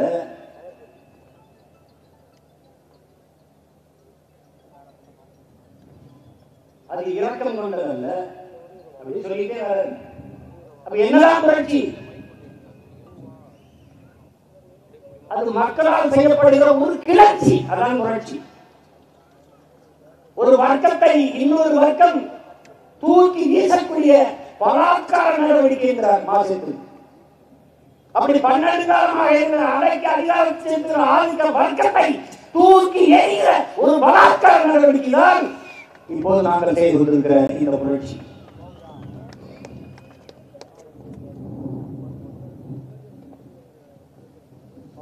சாத்தியமா சாத்தியம் கேட்டு எது ஒன்றுமே சாத்தியத்திலிருந்து பிறந்ததில்லை உடன் பிறந்தார்களே. இந்த உலகத்தில் எது ஒன்றுமே சாத்தியத்திலிருந்து பிறந்தது. இங்கிருந்து அமெரிக்காவுக்கு அடுத்த நொடியும் பேசிவிட முடியும் என்று நீ கனவு இல்லை.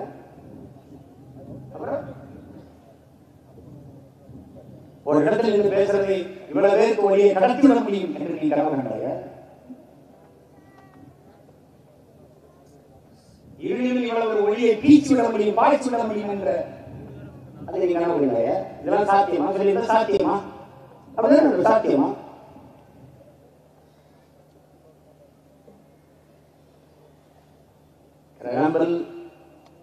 தொலைபேசி கண்டுபிடிச்சது. அதனால யாரு பேசுவாங்க, இதெல்லாம் யாரு பயன்படுத்துவாங்க அவர் கண்டுதில்லை. ஆனால் இன்னைக்கு நம்ம அன்னைக்கு கை வீசி நடந்தோம், இன்னைக்கு கை வீசியோட நடக்கணும். அது உறுப்பாயிருச்சு, அது ஒரு உறுப்பாயிருச்சு. அது ஒண்ணு இல்லை, 2 வீக் இருக்கு. 2 வீக் வச்சுட்டு பேசணும். இந்த பக்கம் ஒரு சொல்லுங்க இல்ல உங்களே போயிருங்க. அப்புறம் அந்த அளவுக்கு போயிட்டு இருக்கு விஞ்ஞானம், சாத்தியப்படுத்துது. தாமஸ் ஆல்வா எடிசன் அந்த மின்விளக்கு கண்டுபிடிச்சாரு. நீங்க கற்பனை செஞ்சு பாருங்க, அவர் எப்படி சொல்றாரு தெரியுங்களா? மெழுகுவர்த்தி இல்லாத நேரங்களில், இரவுகளில் நீங்க இதை பயன்படுத்திக்கலாம். எப்படி இப்ப மின்சாரம் இல்லாத விளக்கில்லாத நேரங்களில் நீங்க மெழுகுவர்த்தி பயன்படுத்துறீங்க. ஆனா அவர் கண்டுபிடிச்சப்ப அவர் சொன்னது என்ன தெரியுமா? மெழுகுவர்த்தி இல்லாத இரவுகளில் நேரங்களில் நீங்கள் இந்த மின்விளக்கை பயன்படுத்திக் கொள்ளலாம். நீ நம்புறியா? நம்ப முடியுதா? அப்படின்னா இதெல்லாம் சாத்தியமா? ஆகாயிடுச்சு, லூஸ் ஆயிட்டாங்க.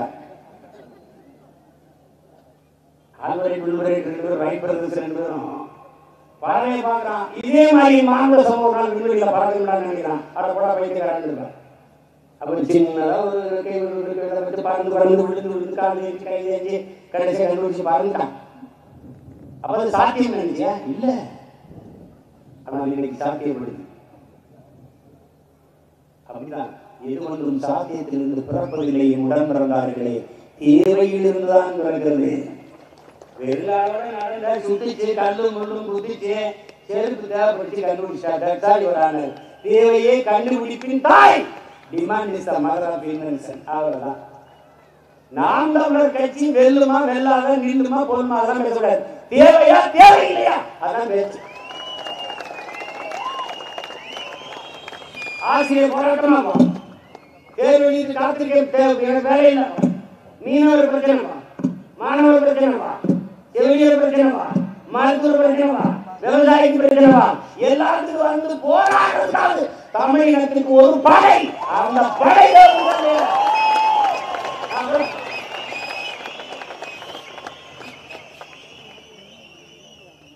நமக்கு பயந்துக்காக பல பேர் பல்ல வளர்க்காம போட்டு போறாங்க.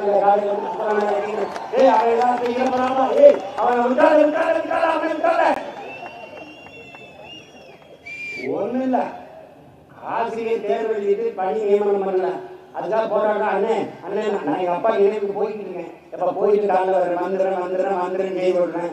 நாளைக்கு வந்துட போறாங்கன்னு 20 ரூபா உட்காந்து பேசி முடிச்சு. அந்த பயம்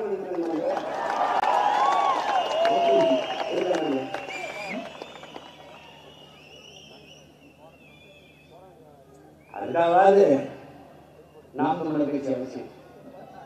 எங்க அண்ணன் சத்யராஜ் சொன்ன மாதிரி சீமான் முதலமைச்சர் ஆவாயா அதெல்லாம் தெரியல. ஆனா இப்படி ஒரு கட்சி தமிழினத்துக்கு அவசியப்படுது. அது அவசியம்.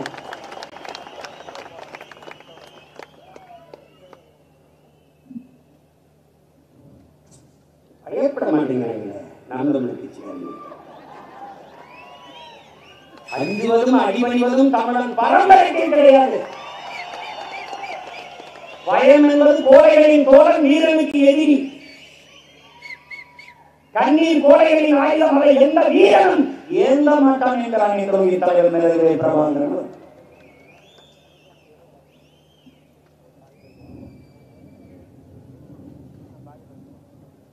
அதற்காகவே நம்ம வலிமை அடையணும், உறுதி அடையணும், ஒற்றுமை அடையணும், போராடணும்.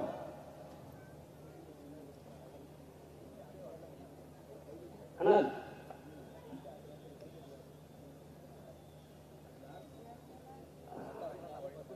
ஒரு படத்துல இந்த நான்காவது பாடல் ஒரு படம், அப்பா சுந்தரராஜ் எடுத்து ஒரு பெண்ணா வந்து பேசிக்கிட்டே இருப்பாங்க. இப்படி பேசினோம்னா அவங்க கேட்பாரு, சந்தேகமா இருக்க ஓடி போயிடுவாங்க. பேசிக்கிறவங்களாம் ஓடி போயிடுவாங்களா அப்படின்னு அந்த அம்மாவுக்கு அவர் கேட்பாரு. டெய்லி பேசி அந்த அம்மா சொல்லணும், இல்லை ஓடி போனவங்களாம் இப்படி பேசிட்டு இருந்தா ஒரு நாள் ஓடி போனாங்கன்னு சொல்றாங்க, ஓடி போயிட்டாங்கன்னு சொல்லணும். அது மாதிரி வென்றவர்கள்லாம் எளிதாக வென்றவர்கள் ஒன்றும் இல்லை, இப்படி போராடி வென்றவர்கள் தான். போராடி வென்றவர்கள் தான். நீ முடியுமா முடியாதான் வீழ்ச்சாரு. நீ வந்து அதிமுக கட்சி அதை வீழ்த்திட முடியுமா அப்படின்னு ஒரு சீன பழங்களை அதை மாசைத்துங்க அவர்கள் அவருடைய தோழர்களுக்கு சொல்றார். இது ஐயா இறையன்பு நமக்கு எடுத்து எழுதுறார். அந்த சீன பழங்களை மலைகளை வீழ்த்திய மூலக்கிழவன், அதுக்கு தலைப்பு மலைகளை வீழ்த்திய மூலக்கிழவன். அவனுக்கு 90 வயது. அவன் வீட்டுக்கு தக்க 2 மலைகள் இருக்கு.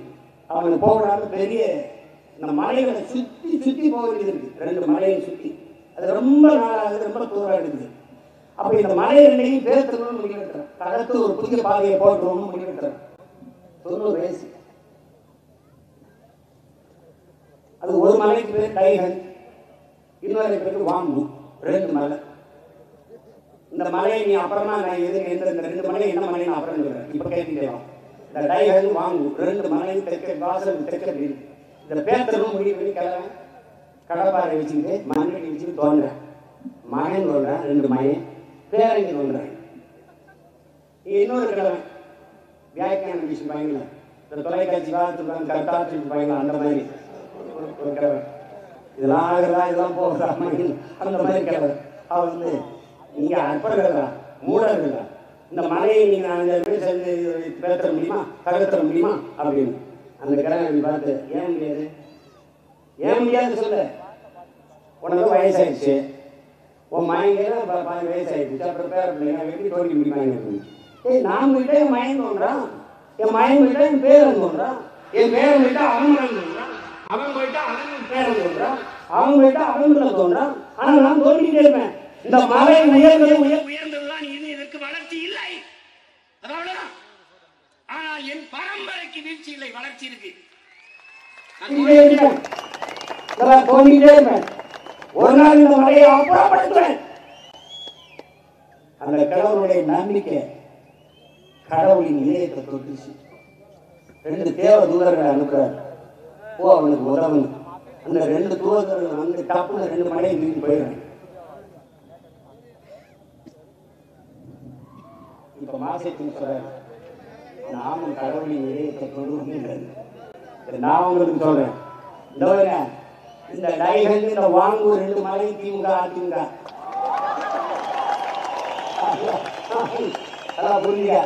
இதை பேக்க முடியாத ஒண்ணு இல்லை ராஜா, பேக்க முடியாத ஒண்ணு இல்லை. அது இனி வளராது, அப்படிதான்.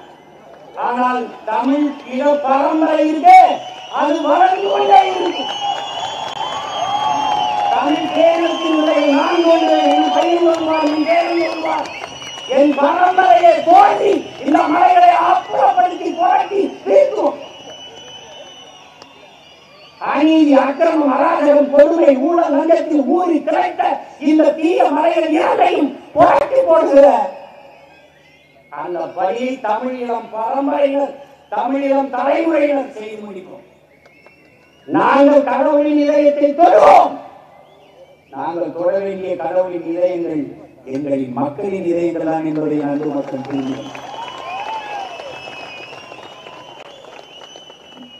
அதை தொட்டுக் கொண்டிருக்கிறோம்.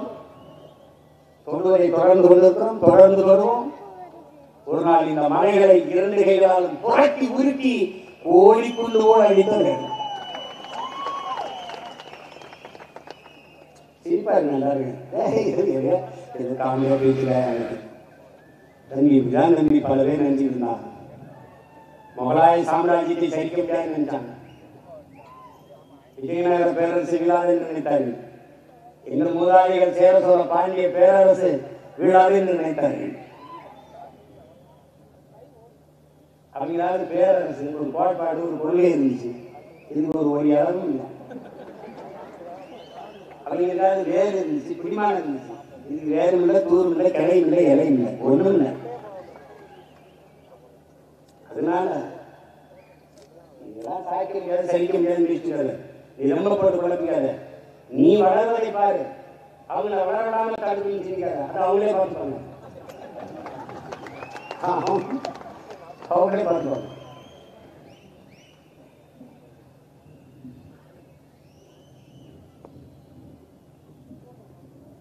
நமக்கு இருக்கிற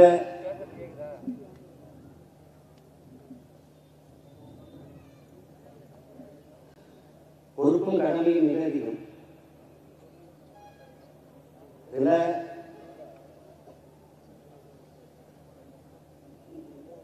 புதிதாக நம்ம கொள்கைகள் வகுத்துட்டு அதை எப்படி செயல்படுத்தணும், எப்படி செயல்படணும் நமக்கு இல்லை. 13 ஆண்டுகள் பயணிச்சுக்கணும். நமக்கு இலக்கு உறுதி செய்யப்பட்டுச்சு, பாதை முடிவு செய்யப்பட்டுச்சு. பயண தூரம் கொஞ்சம் சற்று அதிகமாக இருக்கு. அப்படின்னா நம்ம 2010 முடிக்கணும், 11 முடிக்கணும், 12 முடிக்கணும். இன்னைக்கு 13 ஆண்டுகள் தாண்டி வந்துட்டோம். 23ல நிற்கணும். இது ரொம்ப கடலே கடந்துட்டோம். கடலா இருக்கு. கொஞ்சம் ஒற்றுமையா பாருங்க, கொஞ்சம் கூடி பாருங்க, கூடி பாருங்க. ஐயா இறைவன் சொன்னது போல அன்பு தமிழர்களே, ஒரு படையில் எத்தனை பேர் இருக்கிறார்கள் என்பதை பொறுத்தல்ல படையின் வலிமை இருக்கிறார்கள் என்பதை பொறுத்துதான் படையின் வலிமை. இத்தனை ஆயிரம் பேர் கூடியிருக்கிறீர்கள். இதில் ஒரு 1000 பேர் மொழி ஈடுபாட்டோடு கலப்பணியாற்றினாலே போதும், நாம் வென்று அவ்வளவு.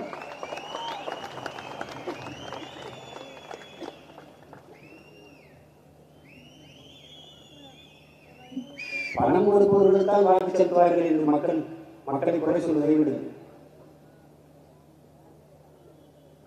நாம் ஒன்று ஒத்துக்கொள்ள வேண்டும், முழுமையான களப்பணியாற்ற. ஈரோடு கிழக்கில் வேலை செய்வதற்கு ஆள் இல்லை. கட்சியில் 10 பேர் இருக்கிறார்கள், களப்பணியாற்ற ஆள் இல்லை, வாக்கு முகவர்களுக்கு ஆள் இல்லை.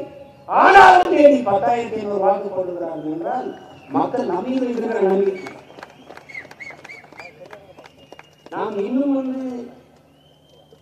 மாவட்டத்தில் தலைமையில மாறுதல், தொகுதியில தலைமையில் மாறுதல், அவர் துணைத் தலைவர் சரியில்லை, துணைச் செயலாளர் சரியில்லை, இதை மாற்றுங்கள் அதை மாற்றுங்கள், இதெல்லாம் நிகழக்கூடிய ஒன்றியம், நகரம், பேரூராட்சி, கிளை, வாக்ககம் அந்த இடத்துக்கு போகவே இல்லை. வெங்காய தாமரை மாதிரி இப்படி நிறந்துட்டு வேறு வரவே இல்லை. அதனால பெற முடியுது, யாரையும் ஒன்று பயனில்லை. நானும் கட்சியில் பயணித்து பயணித்து தொடங்கி முடிவு. நானே வருவேன், நானே பேசுவேன். என்ன பிரச்சனை சொல்லு, என்னை நம்பியா, நான் வென்றுவேனா, நம்பிக்கை இருக்காப்பா, இல்லை நம்பிக்கையா போட முடியும். தம்பி, இங்கே வென்றவன் தோற்றவன் நிறுவனத்துக்கு வரலாறு இருக்கு, வேடிக்கை தோற்றவன் கிடையாது.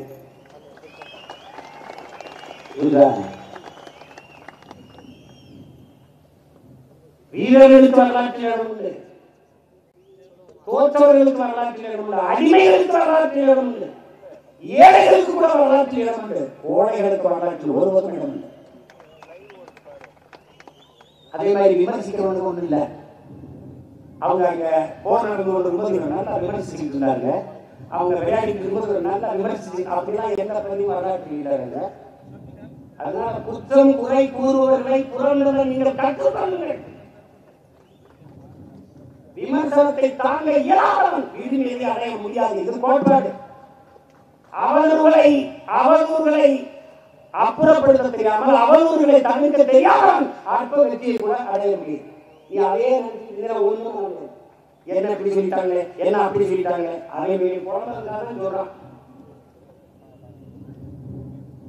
விமர்சனம் கூட ஒரு பாராட்டு தான். நீ யாரோ ஒருவனை பொறாமைப்பட வைத்திருக்கிறாய். உன்னை பார்த்து அதிகமாக விமர்சிப்பவன் எவனோ அவன் உன்னை பார்த்து அதிகமாக பயன்படுகிறான். அப்படி என்ன செய்யணும்? உன்னைக்கு வேகமா நிமிரணும். பேசு பேசு, எழுதும் போயிட்டே இருக்கணும்.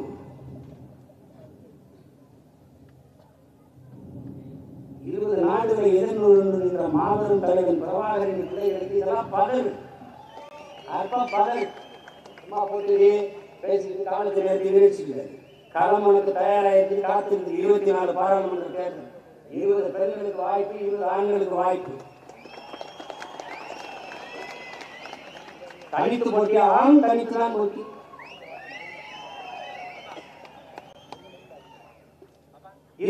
போட்டி அப்பவும் தனித்து தான் போட்டி. எத்தனை தேர்தல் வந்தாலும் எப்போது வந்தாலும் நாம் தமிழர் கட்சி தனித்து தான் போட்டி.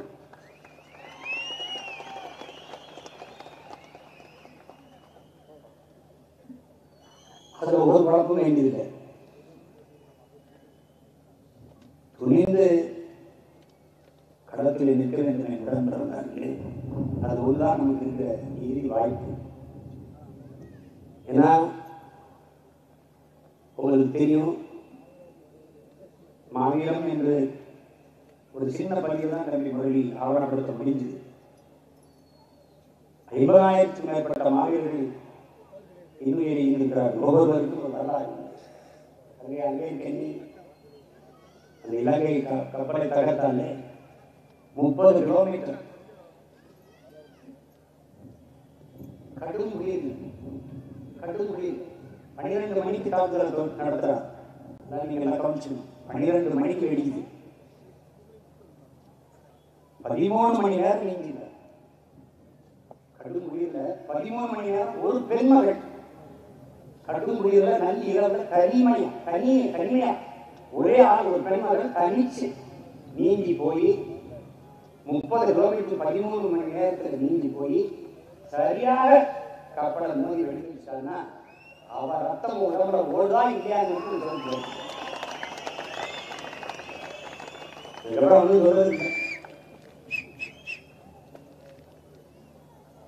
பார்த்துக்க. இந்த பக்கம் திரும்பி பாரு, இந்த பக்கம் உனக்கு என்ன பெருமையா இருக்கு, இந்த பக்கம் உனக்கு இனத்துக்காக உயிர் கொடுத்த வீர வரலாறு இருக்கு. எல்லாத்தையும் மனதில் வச்சுட்டு கவனமா வேலை செய்யுங்க. வேற என்ன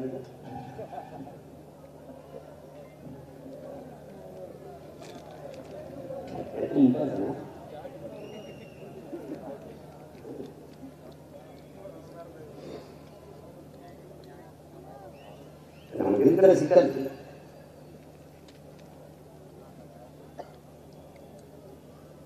வாக்குக்கு காசு கொடுக்கிற ஒரு பெரிய கலாச்சாரத்தை இவர்கள் அது ஒரு பண்பாடாக உருவாக்கிட்டாங்க. அது இல்லைன்னா வெல்ல முடியாது. தேர்தல் என்றாலே வாக்குக்கு பணம் தான். பணம் இருந்தால் எளிதாக வெற்றி பெற்று விடலாம். அதாவது தொகுதியை இந்த தொகுதி இப்ப நாங்குறீங்களா அல்லது தூத்துக்குடியா, அதுக்கு என்ன வேலை? ஈரோடு கிழக்கா, அதுக்கு வேலை. அதுக்கு இடைத்தேர்தல் கூடுதலாக இருக்கு. 400 கோடி 200 கோடி ஆகுது. பொதுத்தேர்தல் 150 கோடி 200 கோடி அப்படி முடிக்கிறாங்க. அப்ப வாக்குக்கு பணம் கொடுக்கிற ஒரு முறை இருக்கிற வரை இந்த நாட்டில் ஊழல் லஞ்ச ஒழிப்பு என்பது சாத்தியமாக. ஊழல் லஞ்சத்திற்கான விலையே அங்குதான் ஊழப்படுது. அதான் நம்முடைய குற்றச்சாட்டு. அதற்கு பிறகு இன்னொரு மோசடி இருக்குது, இந்த வாக்கு எந்திரம்.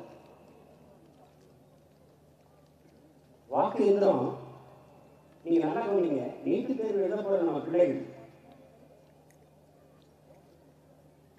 மூக்குத்தியும் கலட்டிடுறாங்க, தோழ கலட்டிடுறாங்க, ஒரு சின்ன தொங்கட்டாம மட்டும் தான் கலட்டிடுறாங்க. காரணம் அதுக்குள்ள பிட்ட கொண்டு போய் முடியும்னு சொல்றாங்க.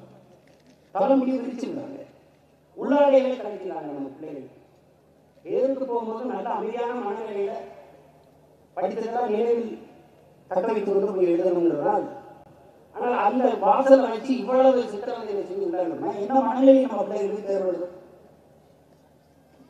யோசிச்சு பாருங்க. ஒரு சுடிதார் இதுவரைக்கும் கை வச்சிருந்த போது இதோட வெட்டிடுறாங்க, தலைமுடியா ஒத்துடுறாங்க. இப்போ ஒரு கேள்வி என்னது? சீக்கிய மாணவர்கள் சீக்கியர்கள் நீட்டில் வருகிற போது நீங்கள் அவர் தலைப்பாகையும் கலட்டுவீங்களா? அதுக்கு துணி இருக்கா? அதுக்கு தான் இந்தியாவில் எத்தனையோ நீட் தேர்வு மையங்கள் இருக்குது. அதில் எந்த மாநிலத்திலாவது நீட் தேர்வு மையத்தில் இந்த சித்திரவதை நடக்கிறார்? இந்திய நாட்டின் மருத்துவ தரத்தை உயர்த்துவதற்கு, சிறந்த மாணவர்களை உருவாக்குவதற்கு அமெரிக்காவில் இருக்கிற தனியார் நிறுவனமான புரோமெட்ரிக் நிறுவனத்துக்கு என்ன அவசியம் உள்ளது? இந்த தேர்வை நடத்துகிற ஒப்பந்தத்தை அமெரிக்க தனியார் நிறுவனமான புரோமெட்ரிக் நிறுவனத்துக்கு ஏன் ஒப்பந்தம் கொடுத்தது? எவ்வளவு பெரிய கொடுமை இது!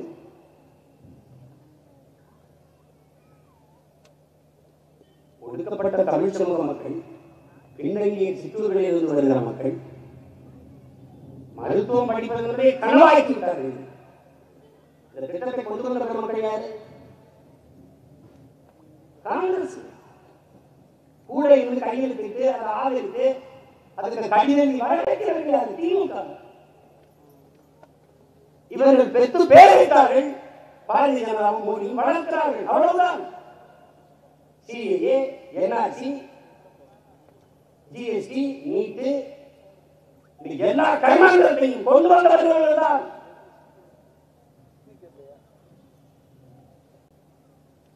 அவர்கள் அதை செயல்படுத்தினர்.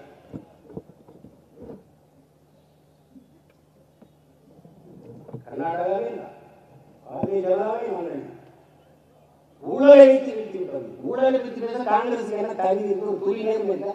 ஒரு தகுதி இருக்கா? உங்க ஆட்சியை வீழ்த்தியதே நீங்கள் 10 ஆண்டுகள் செய்த சகிக்க முடியாத ஊழலாக தான் போடலாம் மக்கள்.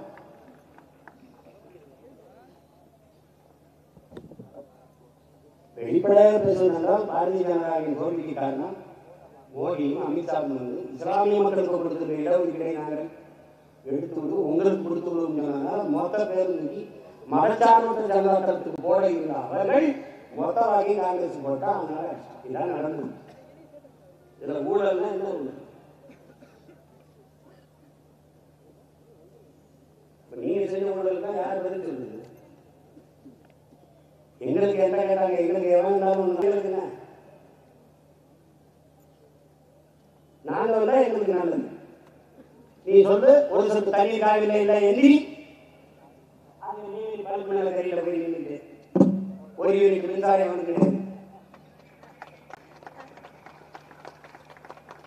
இது மத்திய அரசு ப்ராப்பர்ட்டி. இங்க வாழ்ந்த அரசியல் தான் அது என்ன ஏன் வளம் எல்லாருக்கும் சொன்னா அவன் வளம் அவனுக்கு சொல்ல என்ன கிடையாது?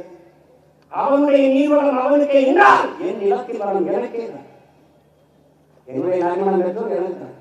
என்னுடைய வீட்டை நீக்க எவன் எடுத்துக்கணும் வந்தவன ஓஎன்ஜிசி குழாய் எல்லாம் பைப் எல்லாத்தையும் பிரிச்சு போடுறதுனால மட்டும்தான். இந்த சுங்கச்சாவடி சாவடிச்சுட்டு ஒரே ராத்திரில பொக்கலை வச்சு பூராத்தையும் ரோடு அதுக்கு ஓடுறா ரோடு எனக்கு ரோடு ஒரு பெரிய பராமரிப்பு தெரியும். போனி சாலை வழி லாரி விசாரணை மோட்டர் விசாரணை காலை வழி கார் விசாரணை அப்புறம் டீசல் பெட்ரோல் போடுறோம்ல அது விளைவு வேற அதுக்கு வேற சாலை வழி.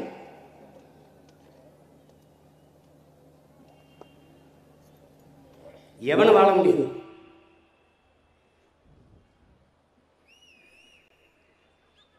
ஒரு கேட்டப்பா வீடு கட்டுற நீ இப்போ என்னப்பா கட்டிக்கிட்டு இருக்கண்ணே என்ன கட்டுற? செங்கலுக்கு வரி, சிமெண்ட்டுக்கு வரி, கம்பிக்கு வரி. கேளு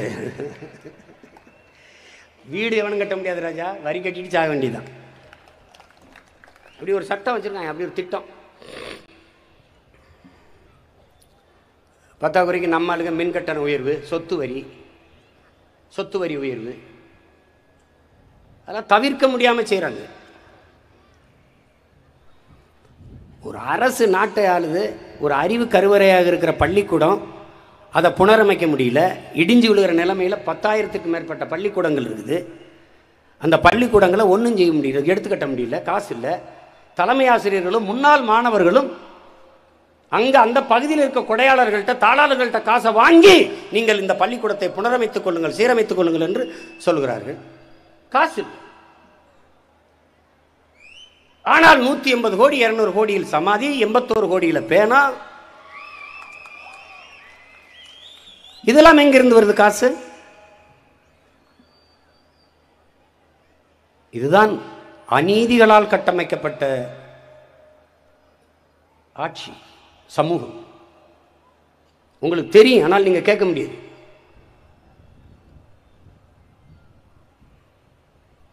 அதான் இந்த கொடுமையை தகர்க்கிறதுக்கு, இதை மாற்றுறதுக்கு கட்சி ஆட்சிகளால் ஒன்றும் பண்ண முடியாது. புரட்சி ஒன்றால் தான் இதை புரட்டி போட முடியும். அதை நன்கு என் தம்பி தம்பிகள் உள்வாங்கிக் கொள்ள வேண்டும். திடீர்னு பாரதிய ஜனதாவுக்கு இங்கே இருக்கிற தலைவர்களுக்கெல்லாம் ஈழத்தமிழ் மக்கள் மேலே அக்கறை வருது. ஒரு தலைவன், இவ்வளவு பெரிய வல்லாதிக்க நாடு, வளர்கிற நாடு, இத்தனை மாநிலங்களை கொண்ட நாடு, அதில் ஏதாவது ஒரு தலைவர் போரின் போது பல ஆயிரக்கணக்கில் 10,000க்கும் மேற்பட்ட நமது மக்களை சரணடைய சொன்னார்கள், சரணடைந்தார்கள். அதில் 59 குழந்தைகள் பொதுமக்கள் சரணடைந்தார்கள். அதில் சிறிசேனாவும் இந்த கோத்தபாயவர்கள்லாம் வரும்போது எங்கெந்த 10,000 பேர் என்று கேட்டதற்கு அவர்களெல்லாம் செத்து போய்விட்டார்கள் என்று போயிட்டான். சரணடை சொன்னது நீ, நம்பி சரணடைந்தவர்கள் எம் மக்கள்.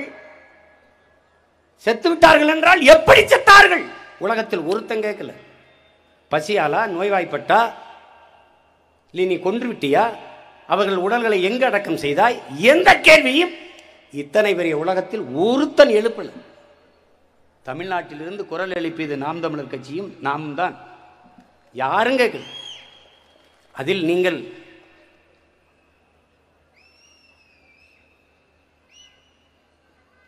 பதற்றமடையாம கேளுங்க. அத்தனை நம் உறவுகளையும் உயிரோடு வைத்து எல்லா உறுப்புகளையும் எடுத்து வித்திருக்கிறார்கள் என்பது எவ்வளவு பெரிய கொடுந்துயரம் பாருங்க. இதை ஒருத்தம் கூட கேட்க. சிறுநீரகம், கண்கள், எல்லா உறுப்புகளையும் எடுத்து உயிரோடு வைத்து அறுத்து அறுத்து எடுத்து வித்து கொண்டு போச்சு. இது எல்லா நாடுகளுக்கும் தெரியும். எவனா ஒருத்தன் பேசியிருக்கான பத்தியில்ல. சாபவன் தமிழன் என்றால் சகித்துக் கொள்ளலாம் என்கிற முடிவுக்கு இவர்கள் வந்து விட்டார். ஒன்றும் இல்லை, ஒரு கேள்வி தானே. மீனவர்கள் எல்லை தாண்டி வருகிறார்கள், அதனால் அவர்கள் சிறைபிடிக்கப்படுகிறார்கள், சுட்டுக் கொல்லப்படுகிறார்கள், படகு பறிக்கப்படுகிறது, வலை கிழிக்கப்படுகிறது. சரி, கேரள மீனவர்கள் எல்லை தாண்டி போறார்களா இல்லையா? இது கேள்வி. போறார்களா இல்லையா? போறார்கள். அவர்கள் ஏன் ஒருவர் கூட சிறைபிடிக்கப்படுவதில்லை? அவர்கள் படகு பறிக்கப்படுவதில்லை, வலை அறுக்கப்படுவதில்லை, சுட்டுக் கொல்லப்படுவதில்லை. ஏன்? அவர்களுக்கு பிரச்சனை எல்லை தாண்டி மீனவர்கள் வருவது அல்ல, எல்லை தாண்டி வருபவன் தமிழன் என்பதுதான் அவர்களுக்கு பிரச்சனை. ஏன் கேரள மீனவனை தொட முடியாது? தொட முடியாது. காரணம், அவனுக்கு பெத்தவனே அப்பனா இருந்து வீட்டை நிர்வகிக்கிறான். நமக்கு 60 ஆண்டுகளா மற்றவனே அப்பனா இருக்கான். அதான் பிரச்சனை.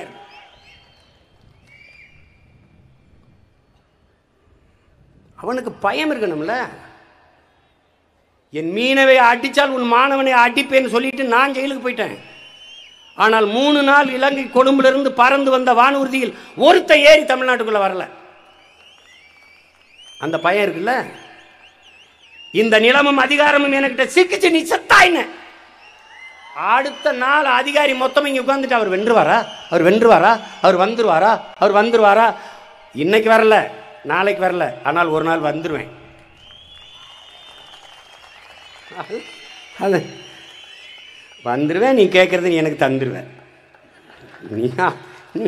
நீ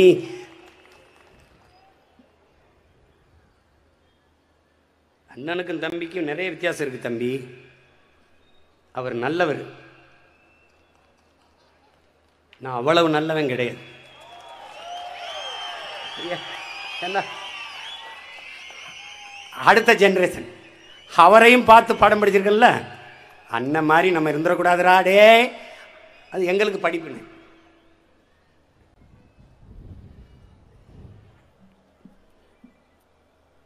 அவர் மட்டும் இவர்கள் போல இரக்கமற்ற மனம் கொண்டவராக இருந்திருந்தால் இலங்கையில் ஒரு நாடே இருந்திருக்காது. ஒரு அறத்தின் வழி நின்று வாழ்ந்த மறவன், அவர் முன்னோர்கள் பகுத்து வகுத்து கொடுத்த அறத்தின் வழி நின்று வாழ்ந்த மறவன், வள்ளுவ பெருந்தகையின் வாரிசு.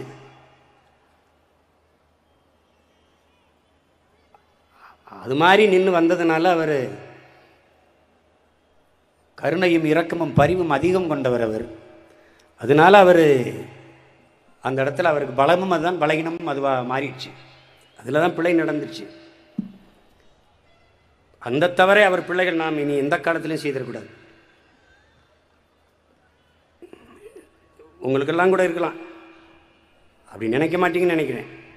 அண்ணன் யாரோட கூட்டணி வச்சு ஒரு 10 சீட் வாங்கினா நம்மளோட MP MLA போகலாம் அப்படின்னு. அப்படி என்ன இருந்தால் நீங்கள் நேரடியாக அங்கேயே போங்க.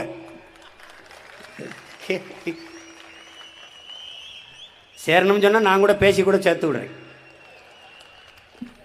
எங்கள் ஆளுக்கு ரொம்ப விருப்பத்தில் இருக்காங்க, சேர்த்துக்கிறேங்க. நமக்கு அந்த பழக்கம் இல்லை. என் தம்பி கந்தசாமி கூட மே 27 பல கட்சியிலிருந்து நம்ம கட்சியில் வந்து இணைகிறார்கள். அதை வெளியில் எதுக்கு சொல்லணும்? இணைகிறார்கள், சேர்த்துக்கிறாங்க. அது திராவிட கலாச்சாரம். 5 பேர் 5000 பேர்னு சொல்கிறது இருக்கு. 5000 பேர் நாம் தமிழர் கட்சியிலேருந்து விலகி வந்து சேர்ந்தாருன்னு. 5000 பேர் அந்த ஊர்லேயே நம்ம கட்சியில் இல்லை. என் தேவை சொல்லுவாங்க. அதான் அந்த புழுகை நம்ம பண்ணக்கூடாது, அந்த கேவலத்தை நம்ம பண்ணக்கூடாது. இதில் நமக்குன்னு ஒரு மாண்பு இருக்குது, முறை இருக்குது. பொறுமையாக தான் நம்ம செய்யணும். நம்ம வந்து உன்னை கவனிச்சுக்கிறோங்க, நம்ம தோற்கலை, கற்கிறோம். அண்ணன் முதல்ல சொன்னதான், வென்றால் மகிழ்ச்சி, தோற்றால் பயிற்சி, தொடரும் எங்கள் முயற்சி. இது எளிய மக்களின் அரசியல் புரட்சி. அதான் நம்ம கோட்பாடு.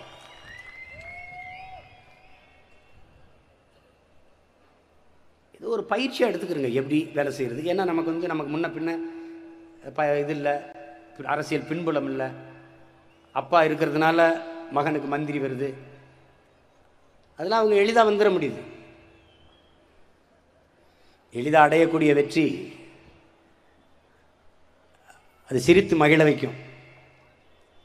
நம்மளுடைய வெற்றி நம்ம அப்படி கிடையாது. வெற்றி சிரித்து மகிழ வைக்கும், தோல்வி சிந்தித்து வெல்ல வைக்கும்ங்கிறான். எளிதாக அடையக்கூடிய வெற்றி மலரினும் மெல்லிது, போராடி போராடி தோற்று தோற்று அடையக்கூடிய வெற்றி என்பது இரும்பை விட கடினமானதுங்கிறான். அப்ப நமக்கு தான் வெற்றியின் அருமை தெரியும். அந்த வெற்றியை தொடுவதற்கு எவ்வளவு தூரம் நாம் போராடி இருக்கிறோம்ன்றது தெரியும்.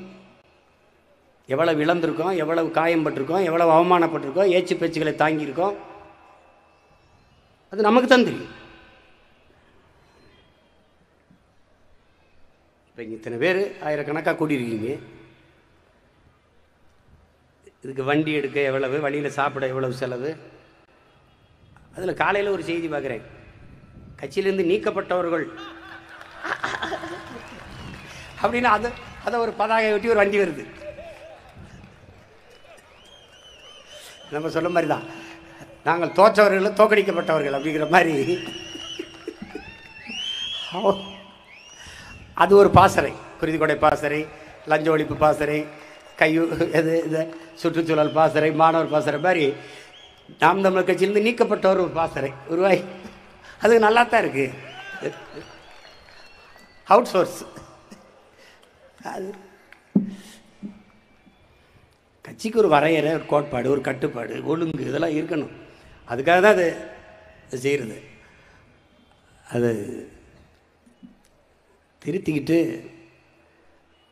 வருத்துறதுக்கு செய்கிறது இல்லை, யாரையும் திருத்துறதுக்கு செய்கிறது தான்.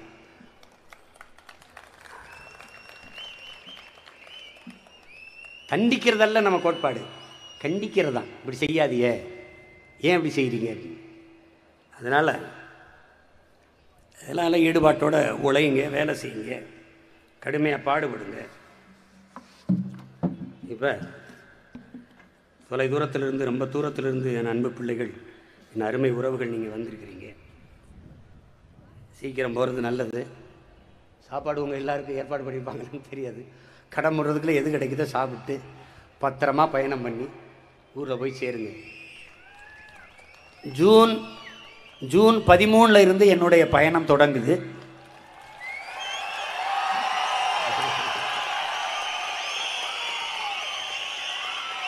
அது திட்டமிட்டு அறிவிப்போம். அது முதல் தொடக்கம் கன்னியாகுமரியிலிருந்து தூத்துக்குடி, திருநெல்வேலி. ஆமாம், அதுக்குள்ளே பிரச்சனைகள் உங்களுக்குள்ளே இருந்தால் தீர்த்துக்கிறங்க. அன்னை வந்து பஞ்சாயத்து பண்ணுற அளவுக்கு வைக்காதீங்க. அது நாட்டுக்கு தலைவராகிறத விட்டுட்டு நாட்டாமை ஆக்கிறதுலே காலத்தை ஓட்டி விட்டுறாதீங்க. அது ரொம்ப கஷ்டம். அதனால் அது தொடர்ச்சியாக ஆகஸ்ட்டுக்குள்ளே எல்லாம் முடித்து நம்ம களத்தை தயார் பண்ணி வேட்பாளர்கள்லாம் தேர்வு செஞ்சுட்டு நம்ம டிசம்பரில் பொதுக்குழு கூடுறோம். அதிலே கட்சியினுடைய சட்ட விதிகளை வெளியிடுறோம். அதுபடி தான் நீங்கள் நடக்கணும். ஆங்கிலத்தில் பயிலாங்கிறாங்கள வெளியிடுறோம். அதுக்கப்புறம் ஜனவரியிலிருந்து தேர்தல் பரப்புரையை ஆரம்பிப்போம். அதுக்குள்ளேயே தேர்தல் வர்றதுக்கு வாய்ப்பு இருக்குங்கிறாங்க. அதனால் நமக்கு எது இருந்தாலும் நமக்கு ஒன்றும் பிரச்சனை இல்லை, நம்ம எதிர்கொள்வோம். அப்படியே இது வந்து ஒவ்வொரு நாளும் நம்ம கட்சி கூட்டங்கள் நடக்கும்போது, உள்ளரங்கோ பொதுக்கூட்டமோ எந்த சிறுநிகழ்வோ பெருநிகழ்வோ, கட்சியின் ஒவ்வொரு உறுப்பினரும் எடுத்துக்கொள்ளக்கூடிய ஒரு உறுதியேற்பு. அண்ணன் படிக்கிறேன், அதை எல்லாரும் உள்வாங்கிக் கொள்ளுங்க. அது ஒளியாகவும் நான் வெளியிடுறேன், நீங்கள் ஒவ்வொருவரும் அதை பண்ணணும். இந்த உறுதிக்கு ஏற்ப நீங்கள் இயங்கணும். எல்லோரும் எழுந்து நின்று உங்கள் இதயத்தின் மீது கையை வைத்து இந்த உறுதியை ஏற்றுக்கொள்ளணும்.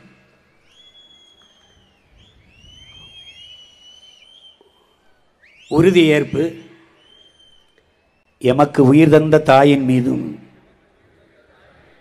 உயிரான தமிழின் மீதும் எங்கள் உயிருக்கு மேலாக நாங்கள் நேசிக்கும் தலைவர் பிரபாகரன் மீதும் எம் மொழி காக்கவும் இனம் காக்கவும் இன்னுயிரை இந்த வீர மறவர்களின் மீதும் ஆணையிட்டு உறுதியேற்கிறோம். நாம் தமிழர் கட்சி மற்றும் ஒரு அரசியல் கட்சி அல்ல, மாற்றத்திற்கான எளிய மக்களின் அரசியல் புரட்சி. நாங்கள் ஆட்சி மாற்றத்திற்கோ ஆள் மாற்றத்திற்கோ வந்த அரசியல்வாதிகள் அல்ல. அடிப்படை மாற்றம், அமைப்பு மாற்றம், அரசியல் மாற்றத்திற்கு வந்த புரட்சியவாதிகள். நாம் தமிழர் என்பது தமிழ் தேசியத்தின் அரசியல் பெருங்குடும்பம். இங்கு நீ பெரியவன் நான் பெரியவன் என்ற எண்ணத்திற்கே இடமில்லை. தாழ்மையை தள்ளி வைப்போம், தமிழே முதன்மை என்று சொல்லி வைப்போம். எவர் ஒருவர் தன்னை முன்னிறுத்திக் கொள்ளாது தான் பிறந்த மண்ணையும் இனத்தையும் முன்னிறுத்தி களத்திலே உழைக்கின்றாரோ அவரே இந்த புரட்சிகர அரசியல் படையில் தளபதியாகிற தகுதியை பெறுவார். சகோதரத்துவம், சமத்துவம், பேரன்பு, பெரும் மதிப்பு, முழுமையான ஈடுபாடு, கடுமையான உழைப்பு, இதை எங்கள் இதய சுவற்றில் எழுதி வைத்து நாள்தோறும் வாசிப்போம். இதையே உயர்ந்த கொள்கையாக நேசிப்போம். உடலினை உறுதி செய்வோம், அறிவை விரிவாக்குவோம், கொள்கை வகுத்து நிற்போம், கூடி செயல் செய்ய பழகுவோம். கட்சியின் வளர்ச்சி ஒன்றே எம் லட்சியத்தை அடைய இறுதி வாய்ப்பு என்று உணர்ந்து உறவாக இணைந்து அரும்பாடாற்றுவோம். எம் இலக்கு ஒன்றுதான், இனத்தின் விடுதலை. இனம் ஒன்றாவோம், இலக்கை வென்றாவோம். புரட்சி எப்போதும் வெல்லும், நாளை எமது வெற்றி அதை சொல்லும். தமிழர்களின் தாகம், தமிழீழ தாயகம். புலிகள் சிந்திய குருதி, ஈழம் மீட்பது உறுதி. நாம் தமிழர். நன்றி, வணக்கம். மறுபடியும்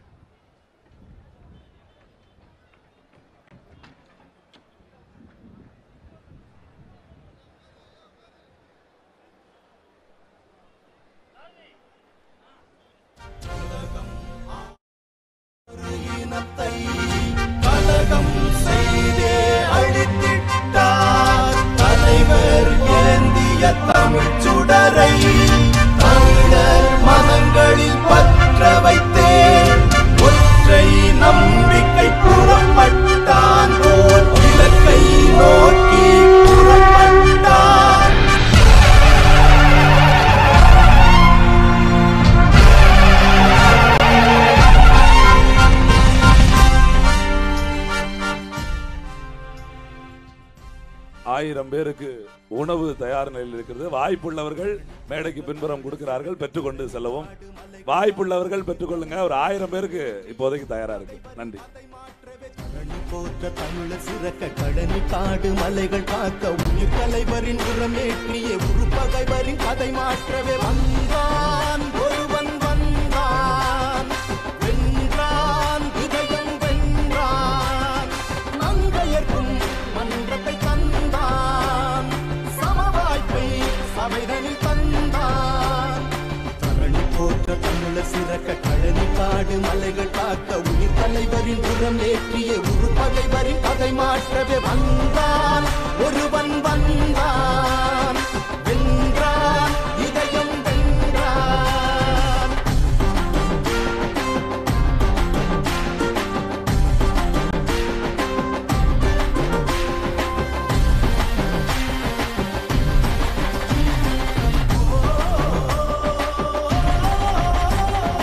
அணியில் ஒதுக்க ஒதுங்கி நின்ற ஆதி தமிழரை புதிவில் நிறுத்தி அழகு பார்த்து புரட்சி செய்தவன் சாதி கேட்டு போடும் போட்டு தீட்டு என்பதை சபைகள் தோறும் பகைவர் மிரள போட்டு உடைத்தவன் சதிகாரர் அதிகார